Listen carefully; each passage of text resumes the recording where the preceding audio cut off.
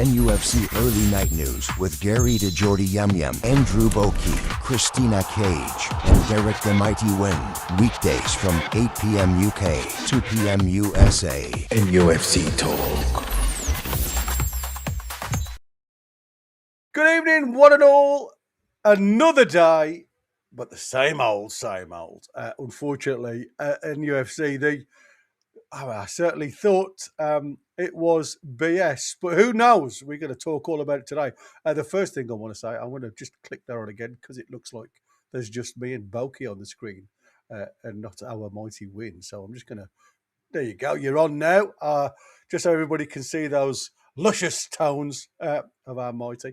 I just want to say, I hope you get better, Tina, because our Tina celebrated a birthday over the weekend. Over celebrated. Yeah, I think we haven't seen her since. Typical Toon lass. Anyway, are you gentlemen well on this Tuesday? Very well. As well as can be expected under the circs. The only thing I'm going to say on Tina is that Shaw got put out for another 4 weeks, and all of a sudden she disappears. She disappears, yeah. Yeah, and we were talking about those chains as well. I heard a rumour that he's actually going through a separation, and I'm thinking 18, you know what I mean? There you go, girl. Well, I suppose we better make a crack on with tonight's show. I mean, it wouldn't be a show without us talking about it last night, and hey, who knows? Newcastle United, where the manager might be getting replaced by the bloke managing the team where we're about to play. You wouldn't write it. Actually, you probably could, and it'll still sound less chaotic than this season. Eddie Howe under pressure, and Iraola suddenly available, and apparently we've already had a look. Meanwhile, Bayern want Anthony Gordon. Italy wants Sandro Tonali, and Newcastle might be selling their goalkeeper at a loss. Honestly, is this a football club or a clearance sale? Let's get into it then. Like I say, the theme for tonight, Newcastle in a flux. A changes are coming. We mentioned it last night, and we were laughed at by the late crew, saying, don't believe what you read on that site. It's all rubbish. And yet today, obviously, out of nowhere, came the writing on the wall, I suppose, with Iraola speaking out. But firstly, let's get right into it then. Right now, Newcastle United feel like a club on the brink of something, but no one's quite sure what. So it's manager under pressure, players being linked away, owners being questioned, and now a potential replacement already in the frame. So first of all, Win, I'll come to you. Are we watching the start of a major reset? Well, I've been talking since the weekend to a lot of my buddies, and they were all pretty much in the same mindset as I was prior to Sunday. That, we've got 7 games to save the season. We'll forgive them the Sunderland debacle, and let's get on with it. But after seeing more of the same, out of a cohort of, let's say, 10 really good pals, there are only 2 of them who've still got massive sympathy for Eddie. Yeah, it's funny how tables have turned, isn't it? The rest have more or less finally, like myself, given up the ghost of trying to defend the indefensible. We all still say kind of, there is 6 games left, but instead of the magnificent 7, we're now looking at the dirty half dozen. So you look at them now, you look at the way we've been playing, you look at the body language of the players, and it doesn't look good. And again, all of the social media sites virtually now, all the YouTube channels, the amateur pundits that we are, again, 99% have said, he's had his chance, and sadly, everybody says sadly, but it looks as though the chickens have come home to roost. I maintain what I said yesterday. If PIF do decide to keep him on, I'll not be shedding any tears. I'll be quite happy. No, you're to see him right. given another shot. But the thank you, Prosaic, back in again with another membership, and that has gone to. Give me 2 seconds. Mark Sanderson, 8827.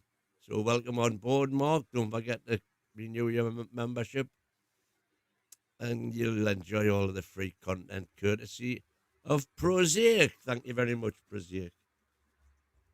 Yeah, as I was saying, it's you look at the fixtures, you look at what we've done in similar fixtures in previous seasons, and these are exactly the fixtures where we've said in the past we should be getting 3 points, and we haven't done. So, you know, we've constantly had the 3 Bs, Brentford, Brighton and Bournemouth, who've tripped us up, and Crystal Palace and Fulham have also done the same in the past. So, let's see what happens. It's bad. Yeah. And yeah, it does. Boki, does this feel like the end of an era to you? It's beginning to feel, I know this is awful, but it's beginning to feel a little bit exciting in regards to, you know, we've had a great time under Eddie Howe. We've had, you know, we've won a trophy first time in any of our lifetimes, apart from win. You know, we've done things that we didn't think were ever going to happen with this club, but now it feels like we're ready for that next level. So, you know, but I think there is a lot of sadness because Eddie's done a great job while he's been here for the last few seasons. You know, he's built this club up, he's got it to a level, but now it's time for that level to move on, and for another manager to come in and, you know, take the reins and push one to that next place that we can get to. So, yeah, it's sad in regards to the fact that we're losing a manager that's got us to a certain point, but it's exciting thinking of the next leg of the journey. Can we just concentrate on those words that you've just used? The next level. Because, as I say, there's a couple of my pals still behind Eddie and, you know, refer to all of what Boki would call all the excuses that I said myself on Sunday. There was no excuses for Sunday. Every single element was in our favour. But if you listen to the mainstream pundits, they are all saying it's impossible for us to get to the next level, to use your words, because of the financial constraints. And the best we can ever hope for right now, until our revenue base gets up there with the big boys, and especially now with squad cost ratio being completely dependent upon your revenue, until we can get that up, we're never going to get there. Hang on, are these the same mainstream pundits that said you'll never win anything with kids? Are these the same mainstream pundits that said Leicester could never ever win the Premier League? Are these the same mainstream pundits that said Crystal Palace would never win an FA Cup? No chance, don't look at negatives. Look at positives. This could be the most positive thing to happen for Newcastle, and Eddie Howe will still be that force that's built this club up to this point. But the next person comes in and takes with that next level. Don't get us wrong; it can all go wrong. We know it can come down like a house of cards around you. Look at Tottenham, but you've got to take that. You've got to take that chance. You've got to take that chance as a football club to move yourselves on to the next level. And how the next manager might not be the perfect manager. They might come in and get to a level they can get to. Then we move on again. But that's football. That's part of a football manager's life. They expect it. They know that longevity in a football club isn't there for managers like these days. No, but your idea of next level is to be in the Champions League every year, yeah?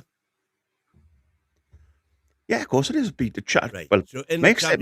So your expectation is for us to be top 5, and that's assuming we get the extra players, top 5 every year. So every year you are expecting us to be beating at least one of the established, well-financed clubs. Right. Even though the likes of Villa are trying to do the same, all 6 are trying to do the same. We are, Villa is, arguably Forest. You know, you've got the West Ham, Leeds, Sunderland on the peripheries coming up, all with massive fan bases, massive. Why be negative looking at other clubs? Think about what Newcastle United can do. We go out, we get the right manager. If he can come in and keep some of these players that we've got bloody good players at this club. Everything's ifs in football, let's be honest. But if he can come in or they can come in and sort of keep the players we've got and also pick some players that, will take us to that next level, then this club can go anywhere it wants.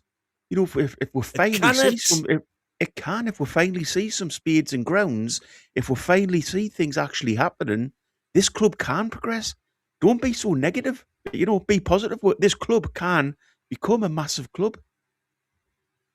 Not with our current revenue base, we can't. Yeah, I think this is I think this is where this club is going to be sat on a bit of a fence, if I'm honest with you. Because we're too good for the rest and not good enough for the best. You're right, and to be fair, we're going to come on to something that I read during the day from Stefan Borson. So watch this space, because, like I say, we are going to come on to a little bit of the finances as well, which is, I'd say, it's not it's not going to blow your frock up, but it was an interesting take on where Newcastle are. I think, for me, when I look at where we are, the one question I'm going to, there's been lots of pundits ask the question, are Newcastle players good enough? Now, we don't like talking now about what's happened and how Eddie has seen a little bit of success with Newcastle with said players. The question was, is this team better than last year's team? Well, on paper, it is. But recruitment seems to have been a bit of a double-edged sword for Eddie, because, like I said, you're saying on paper it is. I think you're forgetting one major component of that team. Go on. The rat. You're saying, is it better than last year's team? Well, you're losing one player, but what I'm saying is you've brought two strikers in to replace one player. So on paper, yeah, but you can't play two strikers in the place of one player. You can only play one of them. Well, you can if you change your system. You can't play the two of them. You can. Yeah, well, then you're losing another player. Well, absolutely. Not just Isaac. But this is the conundrum. What I said was, and I'll stick by that statement, on paper, this is a stronger team, because as good as Isaac was, Isaac at the end didn't want to play for Newcastle. So, he was gone. He's no longer with Newcastle. So on paper, this is a stronger side than what we had last season. I'll give you that it's a stronger squad. That's not necessarily a stronger side. Okay. So you're relying on one man. If you want to pick your strongest side last season, which includes Isaac, of course. Of course. And then you take Isaac out, and you're saying he's not being replaced by one player, he's being replaced by two. So you can't just take Isaac out, you've got to take somebody else out as well. Well, you haven't. What you've got there, you see, is somebody that should have done the due diligence and got a player of a similar ilk to the type of style of play that you're actually providing. And unfortunately, what Eddie Howe has gone with is Wissa, who, absolutely right, he got crunched, not his fault. He got taken out, lost most of the season through an injury, and to be fair, hasn't looked the same player on return. And you've gone for a 6'7" German who obviously will always struggle in this system because he's got nobody to play with. And because he hasn't got that pace. And that's what I'm saying. You've brought in two strikers to fill the void of one striker. So on paper, theoretically, you should be a much stronger side. And don't forget, you've still got a Sula. who's still on the bench. Right. So, in actual fact, when you look at it, you are a better forward line because you've still got your wingers. Hang on. You're saying it's a better side, right? Now we've lost Yeah. Isaac, and you want Yeah. to put two forwards in. No, I didn't say. I said you've bought two forwards. I didn't say I'd put them in. I said, but if you wanted to accommodate them, you would have to change the setup.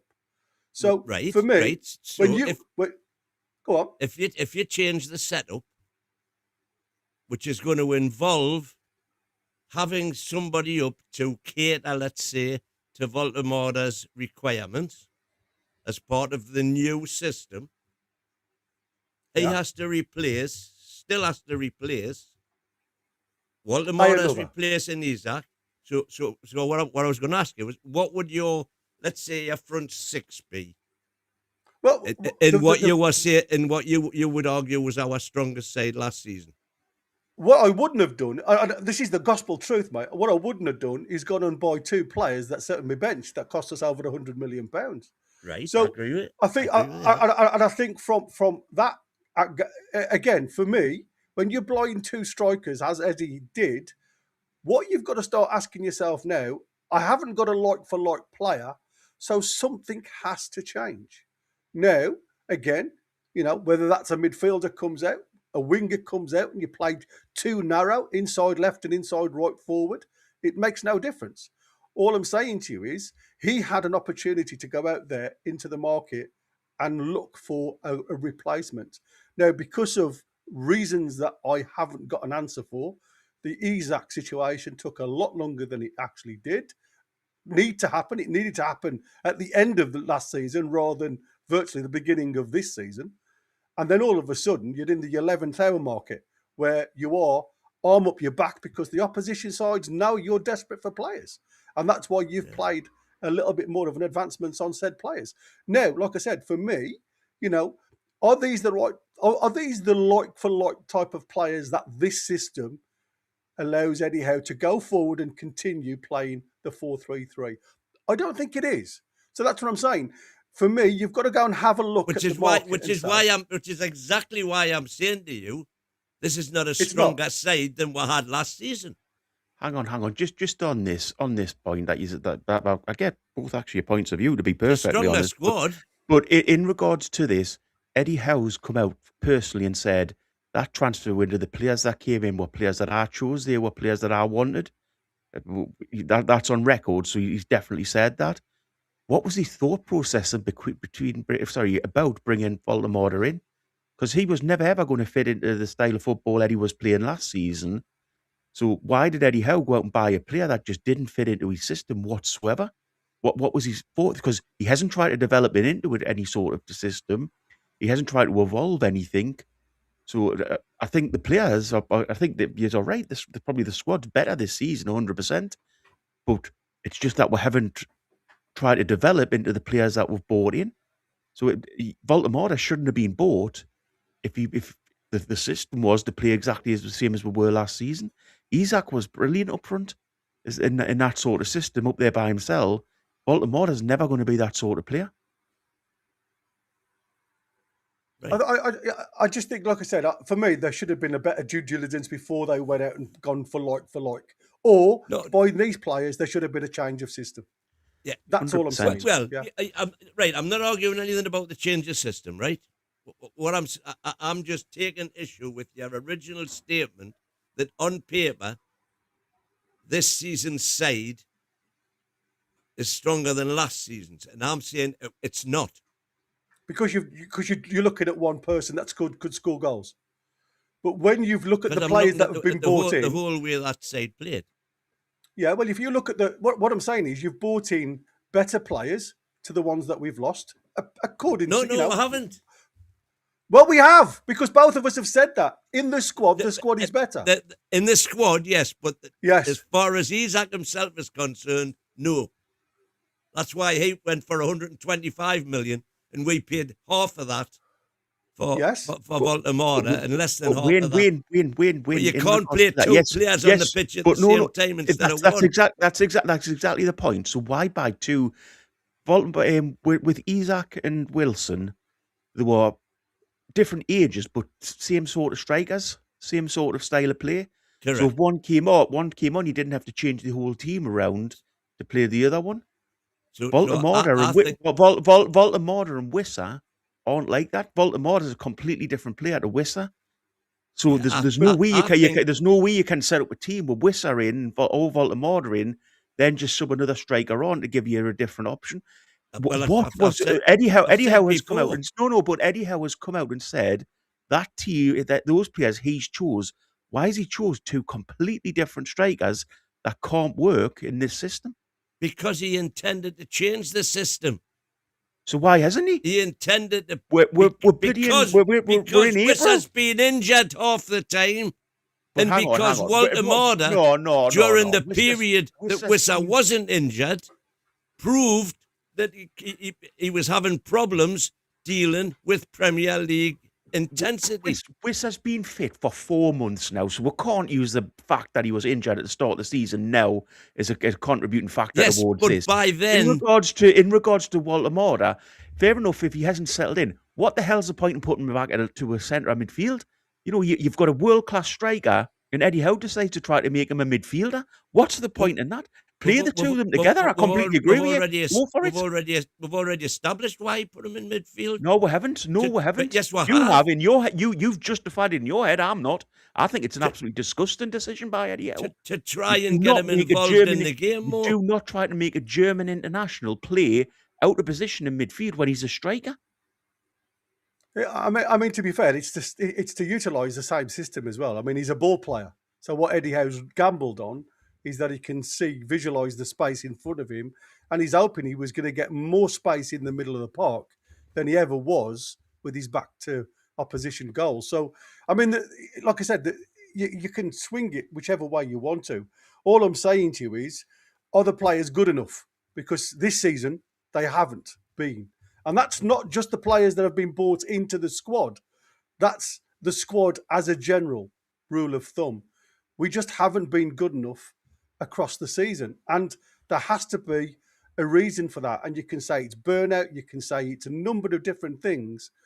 But at the end of the day, we are looking at a bit of a crossroads where we are at the present moment in time when it comes to, you know, coaches' decision. And now you've got coaches arguing with themselves virtually as much as we do when it comes to opinions on what tactic they should be doing during the game, which to me screams, you know, massively. Somebody's put Stevie Bruce in a tash and dark glasses, saying he could be our next Spanish hierarchy in the back door there. Thanks for that one, Geordie Dan. He's just sent me that one. I won't put it up on the screen, but I'm going to move on because, like I say, there was a big question mark over the players and the squad. Are they better than they actually think they are? And do they still want to play for Newcastle, I suppose, is the question I wanted to throw out to everybody in the chat. Now, we were speaking last night and it broke the news last night because obviously X had seen Iraola had been spoken to apparently by Newcastle or approached, I should say. And straight away, news breaking today was he's now confirmed. He's done a Glasner and he's told Bournemouth he doesn't want to be at Bournemouth next season. Lots of big teams, names, and everything else that he's vying for this lad. I mean, I think if somebody like Real Madrid came along, I don't think there would be much room to negotiate, put it that way. But again, you know, Manchester United, and there's links to a lot of clubs. But well, the main link for me with Iraola, which was is already, it'll be Bilbao. You know, he's a Basque, and of course he is, absolutely. And it's whether, you know, they want to change it. Talk about Athletic Madrid. We have got Barcelona now 2-0 up at Madrid, so it's 2-2 on aggregate. Wow. So that's an interesting one because that's not long kicked off, has it? About 25 minutes gone or something silly like that. So these are the guys that are named. Still 0-0 at Anfield. Yeah, these are the guys' names on the screen that have been bandied out. with obviously now all of a sudden Iraola has snuck right up to the favourite from this breaking news, and obviously what was being said by us last night. And again, like I said, lots of comments coming through, negative comments, but it was just, is it coincidence that he's done this on that breaking news, or do you think there is a change in the guard awry? Well, I think Iraola gave notice of his intentions a bit since. He might have actually, I don't know, confirmed it today or something, but, we were told, I think, about Christmas time that he was given it. To be fair, that was when Bournemouth had begun their slump when they won about 1-8 or something. I think they've been in discussions with him still, haven't they? There was the rumours where he wasn't going to stay, but there'd still been a little bit of hope there. I think basically they've come out today and said there's no chance of him staying. He's away at the end. He's of the definitely season. gone. Yeah. To be honest, I think if you straight look swap. at him, if you look at him in regards to his Premier League percentage wins to Eddie Howe's, they're very similar when they were at Bournemouth. So is he an improvement on Eddie Howe? Probably not, to be perfectly honest. Sideward step, do you think? It probably is, and you're taking a chance again on a young manager.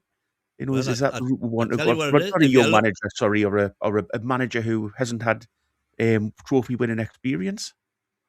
Yeah, what I would say is if you're looking at Premier League win ratios, you're not going to get much better. You've got to go to the top of the tree to get better win ratio than what Eddie's got in the Prem at Newcastle.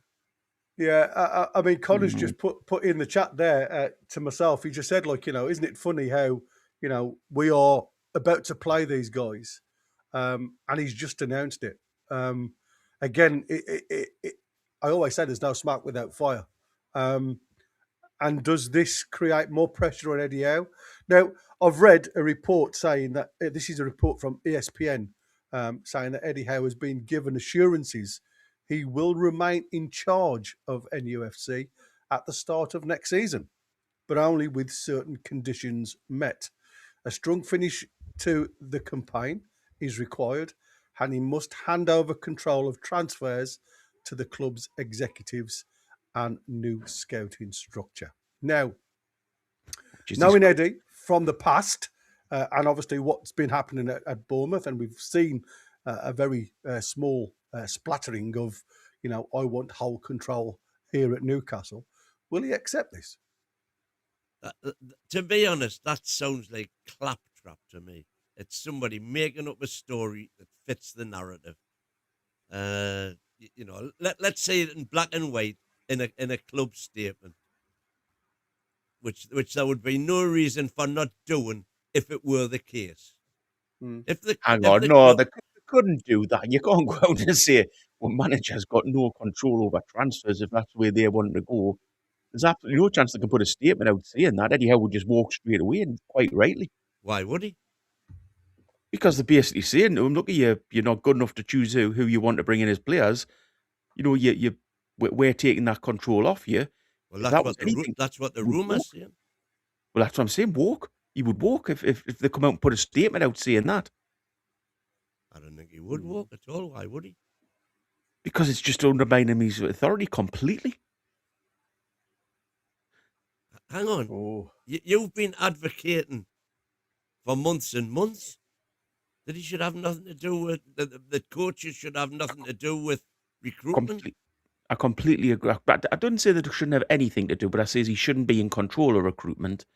But in regards to this particular point of the club releasing a statement saying that would just undermine his authority completely. How? I've just explained. You can't have a club come out and say you can't have a club. The club cannot come out and say, Eddie, what's the statement going to say? Statement from Ross Wilson or exactly what it's just David Hopkinson. Eddie Howe now has no control at all over transfers. He will not be involved in transfers. We will pick who we want, and he will play them. Could you ever see a club doing that? And could you ever see a manager accepting that? I've Well, just seen every manager- Ekatike go every down. manager- I think he snapped his Achilles tendon, Ekatike, Ooh. from his movement, trying to sprint. Every on, manager on- who goes to Chelsea buys into that. Well, I think you're right. There's an element. They all know that these guys are.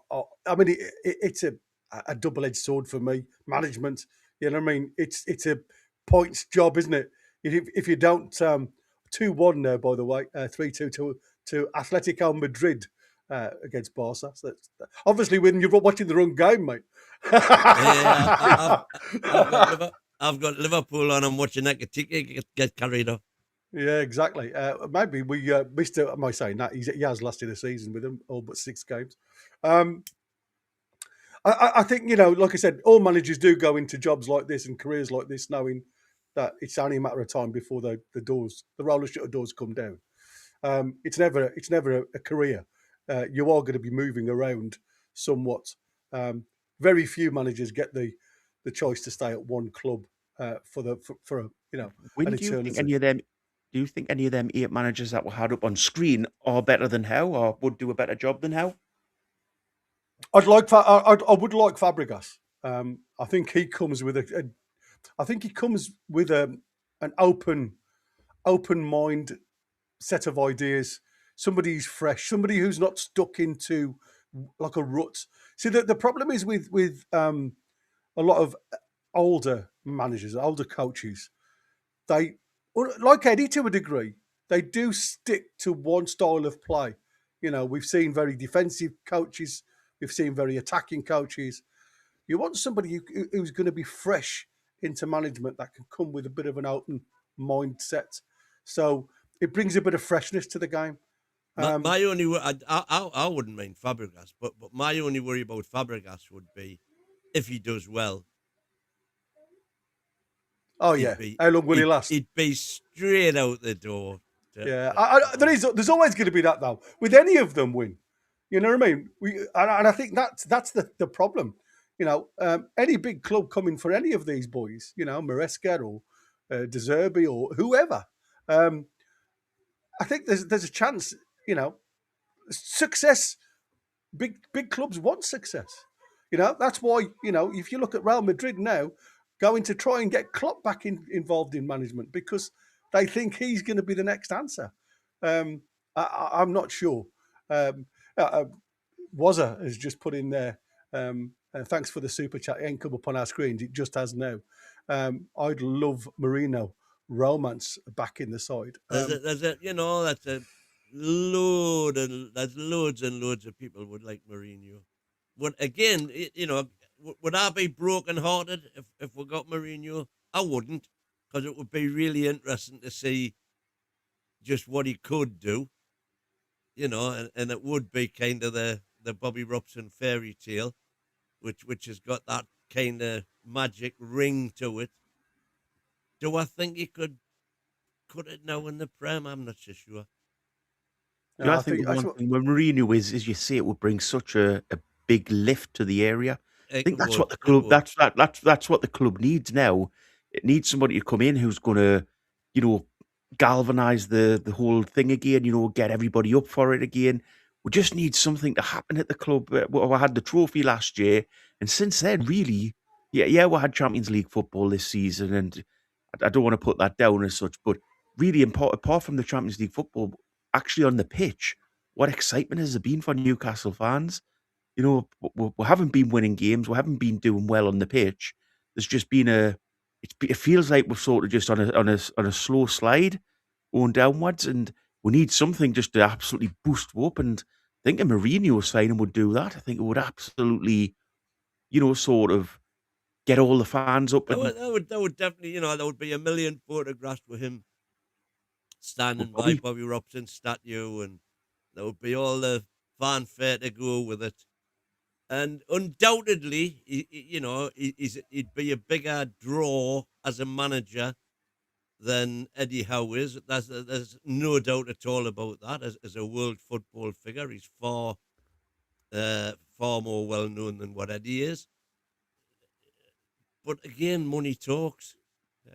Could you imagine though, when the press conference, if Mourinho came in, they had the background there and all that, and he just sits there and says those words, which he's been very clever to do in the past.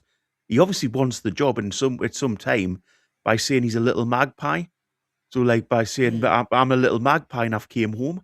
Could you imagine the boost that would give the whole area? Would just be sort of absolutely sort of like a bomb going off in the city in regards to fans just being so up for it. I mean, there is some really interesting chat. So when I have starred a few, mate, if you want to bring something up, I'm going to move quickly on because, like I say, it is an interesting one. When you look at the list of managers that are currently out of work, yes, excitement, entertainment, massive. I wouldn't count on entertainment with Mourinho. With Mourinho, no, exactly. Massive change of mood. There would be a change of mood and excitement. I agree. Do you know what I think it would get do? Used to 1-0. I tell you, with Mourinho, the one thing it would do is take all the pressure off the players. The players, the strikers and things. Mourinho, he's a master of the dark arts, if you ever like, or deception and things like that, and smoke screens. And he would personally sort of make sure that he was the one that was centre of attention. And to be honest, I don't think you'd be sitting here talking about the players as much. You'd be sitting here talking about what Mourinho had done, because that's his way of deflecting and taking the pressure off players. Currently, apparently, Will Still is available in the summer. I mean, maybe that could be. You know, he's good on FIFA. Maybe that would be the way forward. If Eddie goes, what manager do you think would be the most palatable? A Rafa return? No, I think that ship has sailed. Yeah, Wins going on like we got a rubbish team. I'm not going on like we've got a rubbish team. I'm saying the team isn't as good as last season because we haven't got the rat in it. And we have got a better squad, but replacing 21 goals doesn't come easy. That's what I'm saying. Lee McFarlane, we are still unable to be as far along as Man City was after 4 years. Painful viewing, but we are not there yet. Keep the faith somehow. When we don't need loads of money, just need to scout Europe and South America for cheaper, better options. What is every other club doing, including the top six? They're all doing that. But we go out and do it better. That's the way to look at it. Don't say that clubs are doing it. Say we can do it better. Sometimes you've just got to gamble, haven't you? That's the thing. 100%. I think the problem is you've just got to release the reins a little bit. I don't know whether you guys have had a chance to have a look at this new lad that they've just signed, the 15-year-old. I mean, he's a good kid, but you can still see there's a lot of rawness that has to be edged out. I mean, at his own age, he's very good. You know, Terry Bilton saying, I agree with until we have a new stadium, bigger sponsors, etc., we won't be breaking into the top 5 anytime soon. But we do need another manager. But Lux, so win. Isaac is better than having Chow, Walty, Wissa, Alanga, and a much better squad now. Yes. And the proof of the pudding's in the eating. Have a look at the results. We're gonna come across to something in a minute. Toon 1892, far rather Isaac than all the players who replaced him. So there's your answer, which I agree with. Need to sell all the players we got with that money, even at a loss, which is sadly what we can't do. Toon 1893, realistic players to get from lesser teams. Thiago from Brentford, Somerville, West Ham, Nwaneri from Arsenal, because he's been allowed to leave. I wouldn't mind Nwaneri, actually. Can I just say none of those should really be signed. We shouldn't be looking at Premier League proven players again. We're going to overpay them in wages. Again, as was said earlier in the chat, go to the African leagues, go to the Asian leagues, go to the South American leagues, get players, cheaper, and develop it at the club. If they don't work, you can sell them on and you can get your money back. Premier League players, you can't. And you'll be getting rid of the best coach. You'll be getting rid of the best coach for development players. Never mind. Isaac got 27 Hang on. Best coach for development players. How's he developed Baltimore this season? How's he developed Elanga this season? How's he developed Wissa this season? How's he developed... come on, Win. That's not an argument anymore. He is not developing players that he's brought in himself. it's a complete argument because we've seen what he's done in the past. But no, how's he Isaac developed got players this season? 27 How's he goals for developed us, so players we this bought season? Waldemar and we said to score 15 each, compensate for Isaac's goals. Yes, but they can't both play in the same time to replace one player. No, We but they would can have had a play. better If season both this- of them come 15 goals a season, pay half a season each, then you get your 27 goals off Isaac, do you? Yeah, Yeah. I mean, I but think that's what Connor's saying. But neither of them are as good as Isaac. So you wouldn't get Win, 15 you're goals highlighting each. comments here that you can go through and argue with and not actually have the discussion. I'm arguing. We any of the need ones to have, that we need to have a, we would have a need to better have a VAR review on got who chooses the chat. adverts coming on me. Adverts coming on me. Adverts. No, we would have a better season this year with Miggy Longstaff and Wilson, let alone Isaac still in the squad. Our scouting team are truly awful. Joe Linton, you didn't complain about how putting him in midfield. Well, to be fair, he wasn't really doing the job up front, so he had to find a space for him, didn't he? And to be fair, he's muscle. So you want somebody with a bit of brawn in the middle of the park, and I think it was a good move. Lee McFarlane, kind of on my wavelength. They'll come good, I bet. Shame it didn't work out perfect straight away, but that's just our luck. I mean, that is football. Mike is in there. I wanted Walty moved deeper myself, to be honest. Not as far back as he has been, but we've taken a lot of risks and gambles this season, and none have worked out. Gavin Fuller, commit an attacking player to play up front behind Walter, but Eddie is a rabbit in the headlights. He has not changed from the Bournemouth days. He is stuck in time. Davy Eddie, Iraola like Glasner, like Thomas Frank, like McKenna. No way for me are they an upgrade on Eddie. What have they done? Sweet nothing. Well, Glasner's won a Europa and a FA Cup with Palace. Yeah, absolutely. So, And to be fair, you know, Ariola's done well when you talk about developing players, when you've lost the players that he's got, and he's obviously got a keen eye on certain individuals, they're still, very good. I mean, you've only got to look at where Newcastle are this season compared to last season, you know, after 32 games. Can you remember that far back, guys? Where were we this time last year? We'd just gone on our run, hadn't we? Yeah, so can you remember where we were? About fifth or Third. Yeah, we were third. Yeah, that was after the nine on the trot. Yeah, this time after 32 games on 59 points. So, Yeah. I mean, it's a bit of a... Overachieving. seems like a Toon time warp. 1893, it's the club's fault this season. Shambles behind the scene. Staveley had it sorted. Everyone working together. The club had no plan after her, and that's all they stars. Just as a quick point, Gary, that you made there on points, is this are we the club that went backwards the most out of all clubs this season?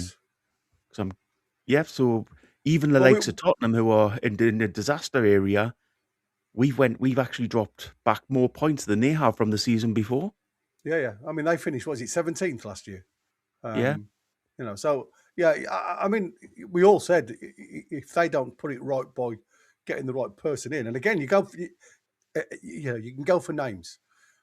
Names don't, it's like big signings. Big signings don't always work out for you. We've seen that at Newcastle this season, you know. And I wouldn't say they're massive names, but they are supposedly the upgrade on what we got rid of. Michael's saying there that Liverpool gone backwards more in points than us. I think we're second now. So yeah, potentially, I think that could be right. Actually, Could be. yeah, I mean, without having the figures in front of me, you may be absolutely spot on there. I mean, listen, like I said, it's an interesting point. And like I say, it doesn't matter. I mean, it doesn't matter who you pull in from that list. I mean, if you actually go and have a look at the managers that are going to be available, you know, Xavi, Gattuso, Tudor, Amrim, Motta, Deutsch, Mazzari, Karanka, Lowe, Thomason, Top Moller, Allardyce, Lage, Hooter, and Will Still. There's a number to pick from, and obviously now you've, with all them as well, you have also got the two lads, Glasner and now Iraola, to go onto that. Okay, can I just quickly say though, it doesn't have to be a manager that's free that we'll go for. You know, I No. think because we've done it over the last few times because, well, not with Bruce, but we've done it in the past where we've went for managers that are free. I think there are managers that you can go in and take from clubs. You know, Yeah, yeah. we shouldn't be scared to do that either. So, you know, No. we'll look at the managers that are actually out of jobs, but actually you could go in and take a manager from another club and say, hey, look, we want you. Come Yeah, to but us. Well, I've that's what just you would be doing with named a Fabregas. few. Yeah, I've just named a few from Exactly, yeah. the ones that we would No, no, know. You I'm know, not disagreeing. Yeah, Southgate, I'm Alonso, saying Maresca, and Frank. yeah. But you could, So nothing saying that we have to, you know, go for a manager that's not in a job. We can go for a manager that's in a job and take him away from a club. Foxy saying there, throwing Gary Megson as well. Desperate times, being desperate managers. Love that one. Absolutely love it. But like I said, this is where, you know, for me, is are all the cards now stacked on the board side with Eddie Howe? You know, you've seen that list of managers that we've just mentioned there, right? So for me, if I was the board now, I would certainly be doing a Brighton and looking at the right person with the backing of, you know, I mean, again, you talk about when Eddie Howe leaves, it won't be just Eddie Howe that walks through that door. It's going to be a lot of coaches that go with him as well. So it's going to need quite a bit of an overhaul behind the scenes. Yeah, but by and large, happens. any manager that comes in is going to be bringing his own coaching Absolutely, team. You know, absolutely. Certain members of his coaching team, anyway. Yeah, absolutely. If they're available, that is. I mean, not all. Yeah, some of them will want to stay at the clubs that they're at now. I mean, not everybody wants to go and play or work under the said manager. But you're The right. one Yeah, thing is with the part of this though is that because we're doing so badly this season, a lot of other levels of the club are kind of getting away with it because you're not mentioning it. So, you know, the loans manager is still Amiobi. You know, yeah, we've still got Shola Amiobi there as the loans manager, which is a joke. We've sort of still got some people in the club that at different levels you think aren't good enough. But because Eddie Howe's performed so poorly this season, all the focus is just simply on him. Like the whole coaching structure needs to be looked at, and it's. I don't think it's a bad thing if a lot of them leave. To be perfectly honest, it does need a full refresh. So we are 10-9, right? So I'm going to put this question out there before I move on to the next one, and I want your two opinions, literally as you think. I mean, like I said, I've got no source material in front of me to say one or the other, but for the chat and for you two, Eddie Howe goes, whether he goes now or after the next two games or at the end of the season. Does any of the said managers just mentioned bring anything different to this side? Yes. I think if Eddie was to go before the season, I think we could definitely get. Well, wait a minute. Before I say it, let me just check on something. I'll Go on answer then, well. Balky. What I'm going Yes, to say, of go course, on. of course we can. You know, it depends what you want to do. You bring in a Fabregas, you know, you're getting a young, vibrant young manager, you know, somebody who's well known in the game. His name's well known around the world.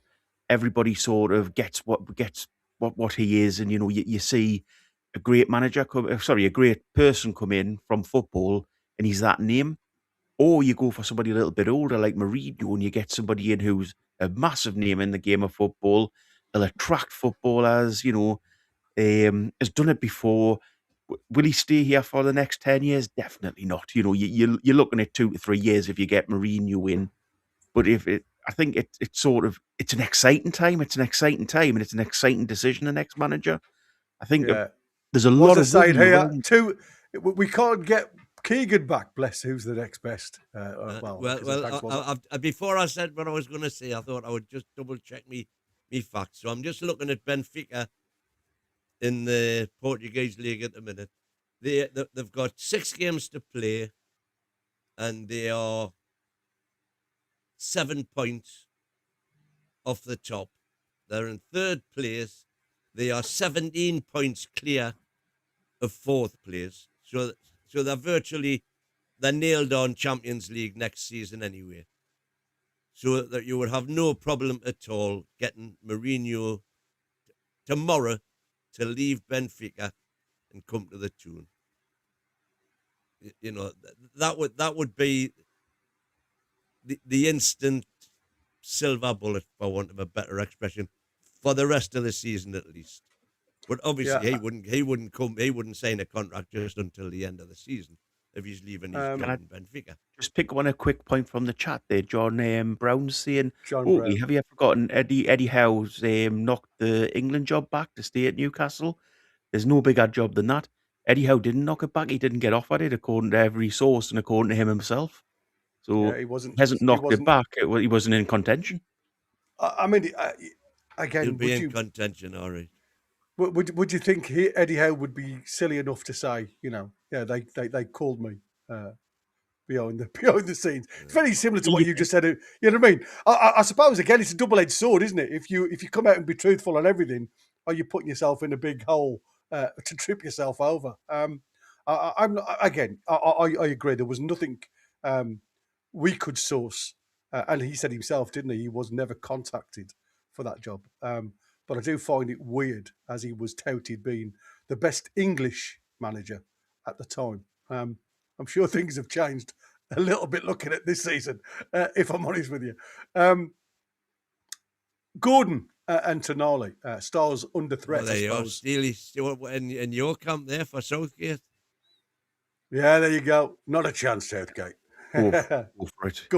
Go for it. as Belkin. Southgate's a better manager than Howe. I don't think there's anybody who can sit here and argue about that. Whether I would want him at Newcastle, particularly now. No, I think you can get better managers for Newcastle, but he is a better. Well, he is when he's more world renowned. He's been England Yeah, manager. but you're right. But the way I look at that is he had the English elite playing in the 11. How long's he been out of a job? Yeah, Hang on, he didn't have two weeks of it. This is the problem, Eddie, for England as well. He's not going to have the 2 weeks that he needs to get a team ready to play. So how's that going to work if he becomes England manager? Yeah, Oh, they're saying FA it's written in the stars. Bring him home. Yeah. I think he means the special one. The special one, yeah. Again, just going on the Eddie Howe for England. Apparently, the FA didn't go for Eddie because of the compensation issue. It would be the payout that they would have had to pay Newcastle. So that was the reasons why they never went for him. Let's talk about the potential movers then, because there was an interesting conversation that I read today. Your best player's gone was the headline. Apparently, Bayern want Anthony Gordon and a 70 million euros, I think it is, bid. Apparently, is what they've achieved. Player is open to the move, apparently, and obviously we know he's been linked. But there was, in the conversation that I read, it's stated, and I can't remember which rag I read it in now. It was stated that he preferred a move to Arsenal. What do you guys read into that? Well, what I read Get into it offered is any money. If we get him offered any money for Gordon, just take it and get rid of him. You know, he's proved in the games that he'll get himself up for big games. He won't get himself up for the little games against for Newcastle. He bottles challenges all the time. Yeah, he runs around sometimes, and then sometimes he can't be bothered. He's not the type of guy we want in Newcastle. He's just. I'd rather have a Barnes play, a Barnes who'll put in a workman-like performance week in, week out. Might not be as good well, he's not as good technically. Let's be honest. He's not as, he's not that great England player that sort of Gordon can be. But Gordon's lazy, and he's got no passion for the club. And to be fair, slightly on this, I don't blame him after the whole Liverpool debacle where we were ready to sell him. I can understand why his head went. But in regards to it now, he's paid a lot of money and he's not putting in 100% performances. Get rid, in my view, if you get 70 million pound for him to raw. Well, it'd be 70 million euros. But I mean, I think it's still value for money in my eyes. We all know he's petulant when it comes to being a bit headstrong at times. We saw that in the first 6 months he wore a black and white shirt. But sometimes he reminds me, when you used to play with the kids at school, and there was always that one that was really good, but couldn't be bothered to play. He was one of those players that you give the ball to and you never got it back, and played on his own most of the time. he just reminds me of that. You know, I look at his body language and I think to myself, I don't know whether you need to be here at all. You know, are you doing us any? And the other thing for me, has he lost the? You know, we spoke about Eddie Howe saying that he didn't enjoy playing on the right hand side. Right now, he's had a taste of being a forward, scored a few goals. Do you think his attitude now is thinking, you know, I could be a striker? I don't really want to play on the left either, Gaffer. I don't enjoy playing on the left either now. Yeah, exactly. Just out of interest for all you lady football lovers, England are winning 1-0 in their World Cup qualifier. Hey, there you go. Spain. Yeah, there you go. Both top of the board as well, aren't they? 6 points apiece. So that's a good one. And we do owe them one, if I'm honest with you. It doesn't look like our girls are going to reach the playoffs anyway, as they are a little bit further behind in fourth. But I mean, you know, things can happen. 2 games, I think it's left to go. So if you guys flog Gordon straight away if we got... Yeah. I said yesterday, if it's 60 million quid, he'd be gone for me. It'd be taxi for Gordon. I just think... It wouldn't be gone for me for 60 million. No, I know. I think he's worth win. At least 80. Oh. 80 million. Flipping heck. Just Gordon. Yeah. Have you watched him play? Yes. But I don't watch him through Borky spectacles. I watch him through my spectacles. Those black and white tinted ones. But no, you've got to admit up with the fact that he's not up for it every game.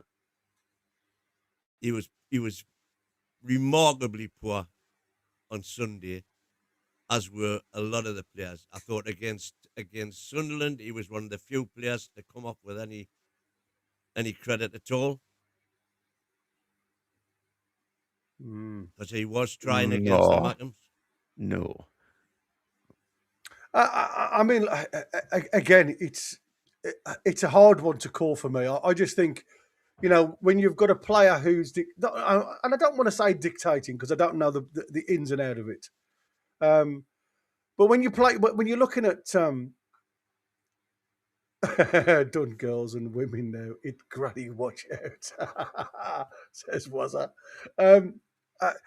The way I look at it is, when a player starts questioning where he plays, and the gaffer still plays him even after continuous poor performances, then for me, I would have to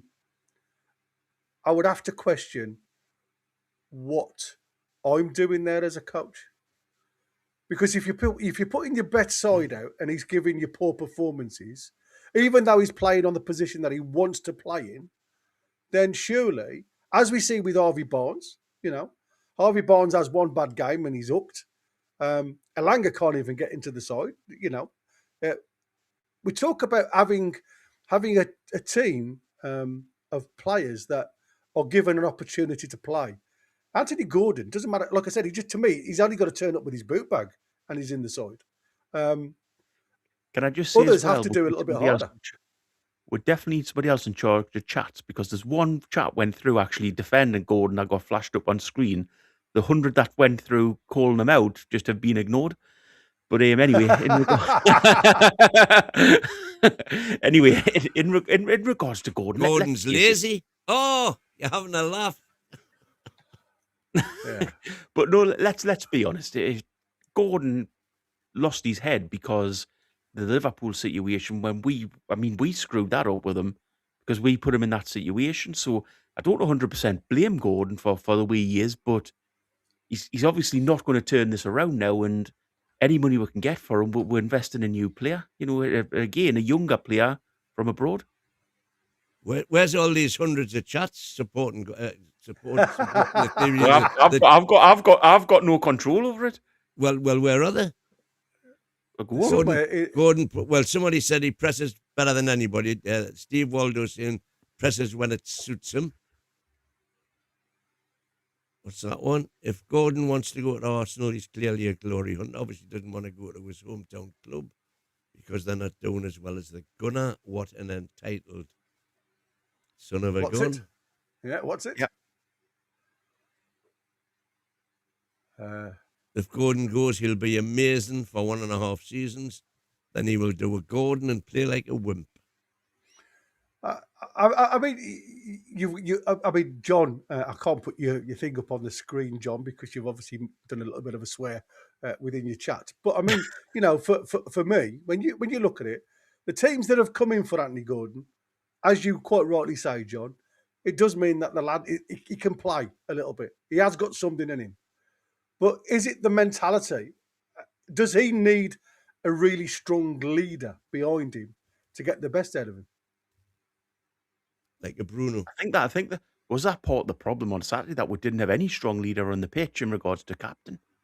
You know, I think it back in the day, people would have players on the pitch would have at half time especially maybe get it into the dressing room, but then somebody would have had a right go at Gordon. Let's be honest, there would have been, you're taking the mick out of us. We're not doing well. We're struggling as a full team, but you're not even trying. You know, and that's what I was kind of trying to say the other night. I mean, I put it a bit more violently than it should have been, but there should be somebody in that dressing room absolutely blasting him in the face, going, you know, yeah, I'm out there putting 100% in. I'm not as good a player as you. I haven't got your technical skills. You're sort of not a luxury player, but you're a player that has the skills that a lot of us players don't have. But you're just not trying. You know, if you try, we do better. You know, Yeah, I just think I find him so frustrating. Yeah, look, it must be us Garys that think this. On Saturday, it looked to me like Gordon was upset that he wasn't centre forward. And Asula, I'd question Gordon's mentality at times. Yeah, I mean, like I said, I'm not saying it was the truth. It just did look as though he couldn't be bothered on Saturday. FC Bayern, Borussia Dortmund are interested in Everton in England under-18s attacking midfielder Anthony Gordon. That was... I mean, it's been going around for years. This is when he was in the under-18s for England. Bayern have had an eye on him. So that's just come through. That's when he was, I think that was when he was when he was playing right wing for Everton? But like I said, that was the under-18s. England's under-18s. Like I say, the German sides love him. And, you know, fair play. I think. You know what, though, the thing is with Gordon, if he goes, I've just done some... I was going to say, if he goes off to a German side, he'll do fantastic. Yeah, absolutely. He'll do it because of the style of play that they do in Germany. They stand off you. That's what I said. You're not going to get kicked. Yeah, exactly. Maybe that's what he needs. He needs somewhere where they're not going to actually defend against you. They're just, you know, they're not going to give you that little clip when you're going past them or leave that little foot in. That's maybe the type of football he needs. Yeah. Go on, just out of interest, I've just done some back of the tab packet calculations there. As of 30th of June this year, Anthony Gordon will be standing us £9 million on the books. Wow. So anything over 9 million is profit. Is profit. Yeah. Do you know if you pay cash up front? Do you know if you pay cash up front for a player win, does that take them off it completely? So if you've just paid for them, because you'll still, even though you pay cash up front, you would still write it off over the length of his contract. So everything's based on contract, not how you actually pay for the transfer. Yeah, because that's how Chelsea was getting away with it, wasn't it? By giving 8 that's 9-year contracts. Yeah, and that's when they still shut that door. I mean, they were finding every loophole. I mean, I don't know what it is with Chelsea. They seem to find every loophole there is out there to get beyond the scrutiny, I suppose. Paolo Di Canio, a name from the past, on Sandro Tonali, best Italian player, he suggests, but he wants him to move to Inter Milan. Calls Newcastle mid-table. Do you think he'll go to the other side of Milan, or will that be too much of a like going to Sunderland, isn't it? They can't afford him, can they? They can't. No. I mean, any Italian team that he gets linked with is a fib, because none of them can actually afford him. The Italian league don't have the money available to them. Paolo Di Canio, I think we've got to remember as well, was the Sunderland manager, so he's not going to have a lot of love for us anyway, is he? So remember him screaming down. Hence calling us a mid-table side. What I want to do then, before we move on to PIF and again what was bandied out there earlier on by Stefan Borson, can Newcastle afford to lose Anthony Gordon? Yes. Yes. Why? I think that's the first thing we've agreed on all night. I'm going to say, yeah. It's very often that comes out. Yeah. Have you got the same script there, lads? Because if you look at his, what do I always say about wingers? Wingers are there to score goals and assist. And by and large, his numbers, and I know Bogey hates stats, but they tell you everything. His numbers are not good enough, really. And there's players out there with better numbers who might not be as good. You know, you take Jacob Murphy. He's not as good a player as Anthony Gordon. That's high sight. But his numbers are better. Were better. I don't think they're better this season. Wingers are notoriously, I don't know, transitional. You very rarely get a winger who puts it in season after season after season. I mean, I would love to get Kulishevsky if Spurs go down. You know, that would be fantastic, you know. Monkey Sputum here. Arsenal would be perfect for Gordon. He'd get to sit back and assist the bottle towards the end of the season. Oh dear, those tears of was it flask tears, as they said last year. It would be. I mean, it would be it'd be criminal, my saying, if Arsenal don't win anything this year. Fingers crossed. Anyway. God, I would. Fingers crossed. Do you actually think there's big teams out? This is the strange thing I find in my mind is why other managers or other scouting teams look at Anthony Gordon and think we want to go out and sign him because they don't look at him through bogey glasses. What do they see? What do they see in him? What do they see? Do they think they can get more out of him? So well, I think when you look at what Arsenal have got on that left-hand side, and I think that is what I said. When you start looking for the missing jigsaw piece, if you like, somebody with a little bit of pace, somebody who can get behind the fullback. I think sometimes, you're looking at Trossard. Trossard's probably a better finisher than Anthony Gordon, but Trossard hasn't got the pace to get into them danger areas. So, Trossard is the Harvey Barnes. Yeah, I mean, what you get, and to be fair, I've never really looked at Trossard as being a winger. Martinelli is just well, I'm just saying Martin in and out. Just so off it, it's unreal. So again, when you look at what they have, I think Anthony Gordon does fit into that type of system, and because they're always on the press, aren't they? They carry the ball well, Arsenal. So I do think Anthony Gordon would suit Arsenal, but I'd prefer him to go to Germany for obvious reasons. Because as always, players that come back will probably haunt bloody Newcastle. And like I said, if we can get 60 plus million for him, I think, like what Wynne said, if he only owned 9 million, it's a plus for me. There was Lee McFarlane has put this in the chat. How does selling any player work with the new rules coming in? I think you've just done that one, haven't you? Yeah. Does it still open up multiples of the fees, etc.? Indeed, it does. It does indeed, yeah. And I think maybe a player challenges these rules because potentially they're stopping the free movement of trade of players. So do you think a player might come out? Well, because obviously the financial fair play. So if you're a top class player and you could go somewhere for a lot more money, but the rules are that you can't because the club's in financial fair play thing. Could they turn around? Could they turn around and say, that this isn't free movement of trade? No, you're under contract. Yeah, if you've signed that contract. What I'm saying is, well, you're under contract. I get that, but if say Newcastle can afford to pay, have the money in the bank to pay £100 million for a player, and they state that player, I want to buy you. But then, because of financial fair play, they can't do it because it'll knock them up on that. Could the player turn around and say, "Well, hang on, they want to buy us, I want to go there. This is unfair. It's not free movement of trade, which is meant to be a rule in business, isn't it?" So does football rules go against the general law of the business in the land? The player would have no say. I was Legally, gonna the say. player would have no say in that matter. No, because of the contract. The club could challenge the rules. Well, fair enough. Should the club not do that? Well, no, because the club have signed up for them. They voted for them.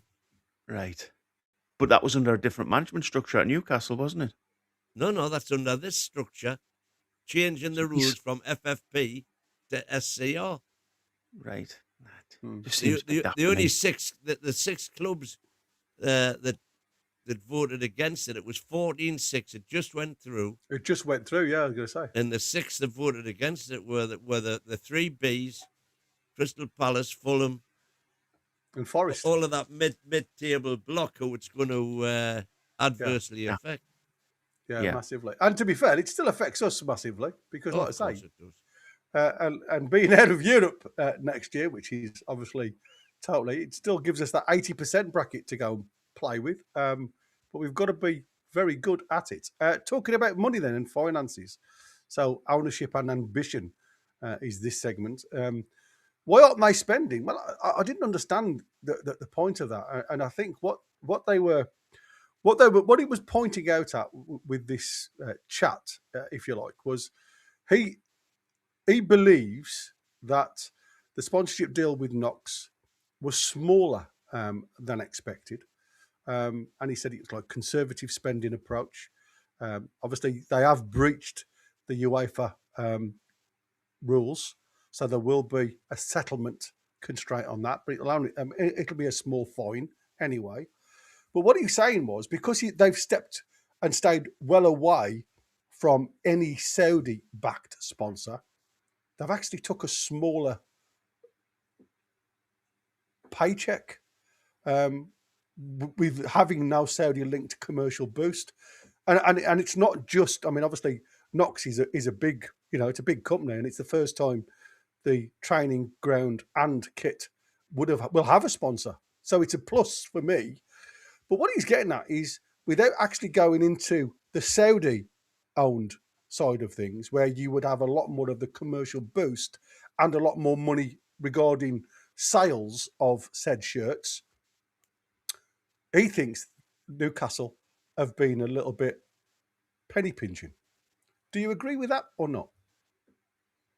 So what he's trying to say is that PIF could have utilised their independent, Aramco. Yeah, number of them. Yeah, he said there was a number of them that they could have gone to. And as long as it was fair market value, they could have got a lot more than they have from the Knox. This is the thing, because I'd always argued that the reason they hadn't done it yet was because of the APTs, the Associated Party Transactions. Yeah. Because PIF own the lot, or have got a commanding share in the lot anyway. And they wanted, and I think the APTs have now been, as part of the SCR, the APT and FFP go out the window. So we can now get sponsorship for what the hell we want. There's no more fair market value. Everything else went out the window. And my reasoning was that PIF were waiting for that to happen so that they can then come in and go, boosh, there you go. Have that. Yeah. With the likes of Aramco and Saudi telecoms and, all Saudi gas and everything to go with it. Well, Saudi we're very interested apparently, but I don't know whether they're doing that for the stadium or. Well, Saudi have got the things going on the stadium at the minute. Yeah. I really don't know enough about it to make a massive comment, but the only thing I would say is potentially with the likes of Knox, is it for the potential for the future as well? So they're quite a young company, aren't they? Growing. Is it sort of the fact that if Newcastle United grow and they grow together, potentially you get a hell of a lot more money in the future because Knox becomes a massive company, and did Newcastle United become a bigger team, and it's a partnership sort of thing. So is it sort of future thinking as well, rather than just being, PIF pay for everything for Newcastle and No, do these but dodgy back deals? PIF have also made it clear that Newcastle United is a business venture. Yeah. And they expect Newcastle United at some stage to begin generating money and paying back into the fund what it's cost to have them. We can't put it up on screen, but I completely agree with Geordie Dan. They have got no idea what half of them things mean. Yeah, exactly. Did anybody put the Wazza one up? He put it there. How much money have we got? I reckon 150 million. What do you think, guys? In the summer? We should have a lot more than that. Well, I reckon, for example, we know for a fact we've got the ESAC money untouched. So there's 120 million straight away. Then we've got our normal 100 million that we'll earn. And then on top of that, if all of the outgoings are, if even two of them come to fruition, like let's say we sell Gordon for 70 million, there's another 60 million. If Tonali goes for 80, there's another 30 or 40 even. When did we sign Tonali? 20, summer 20. I think he'll owe about 2.5 years, won't he? 23, June Something 23. Like Should be 2.5 years. June 23. So he's got 3 years gone out of, make it simple, divide by, make it 55. So that's 11 million a year. So that's 33 years is gone. So he's standing with 22 on the books. So anything over 22 will get for Sandro's straight in the pot. This goes back to what Ian was saying about trading smart. Mm. So that's again more than we had last summer. Mm-hmm. How much do you trust Howe to spend that money?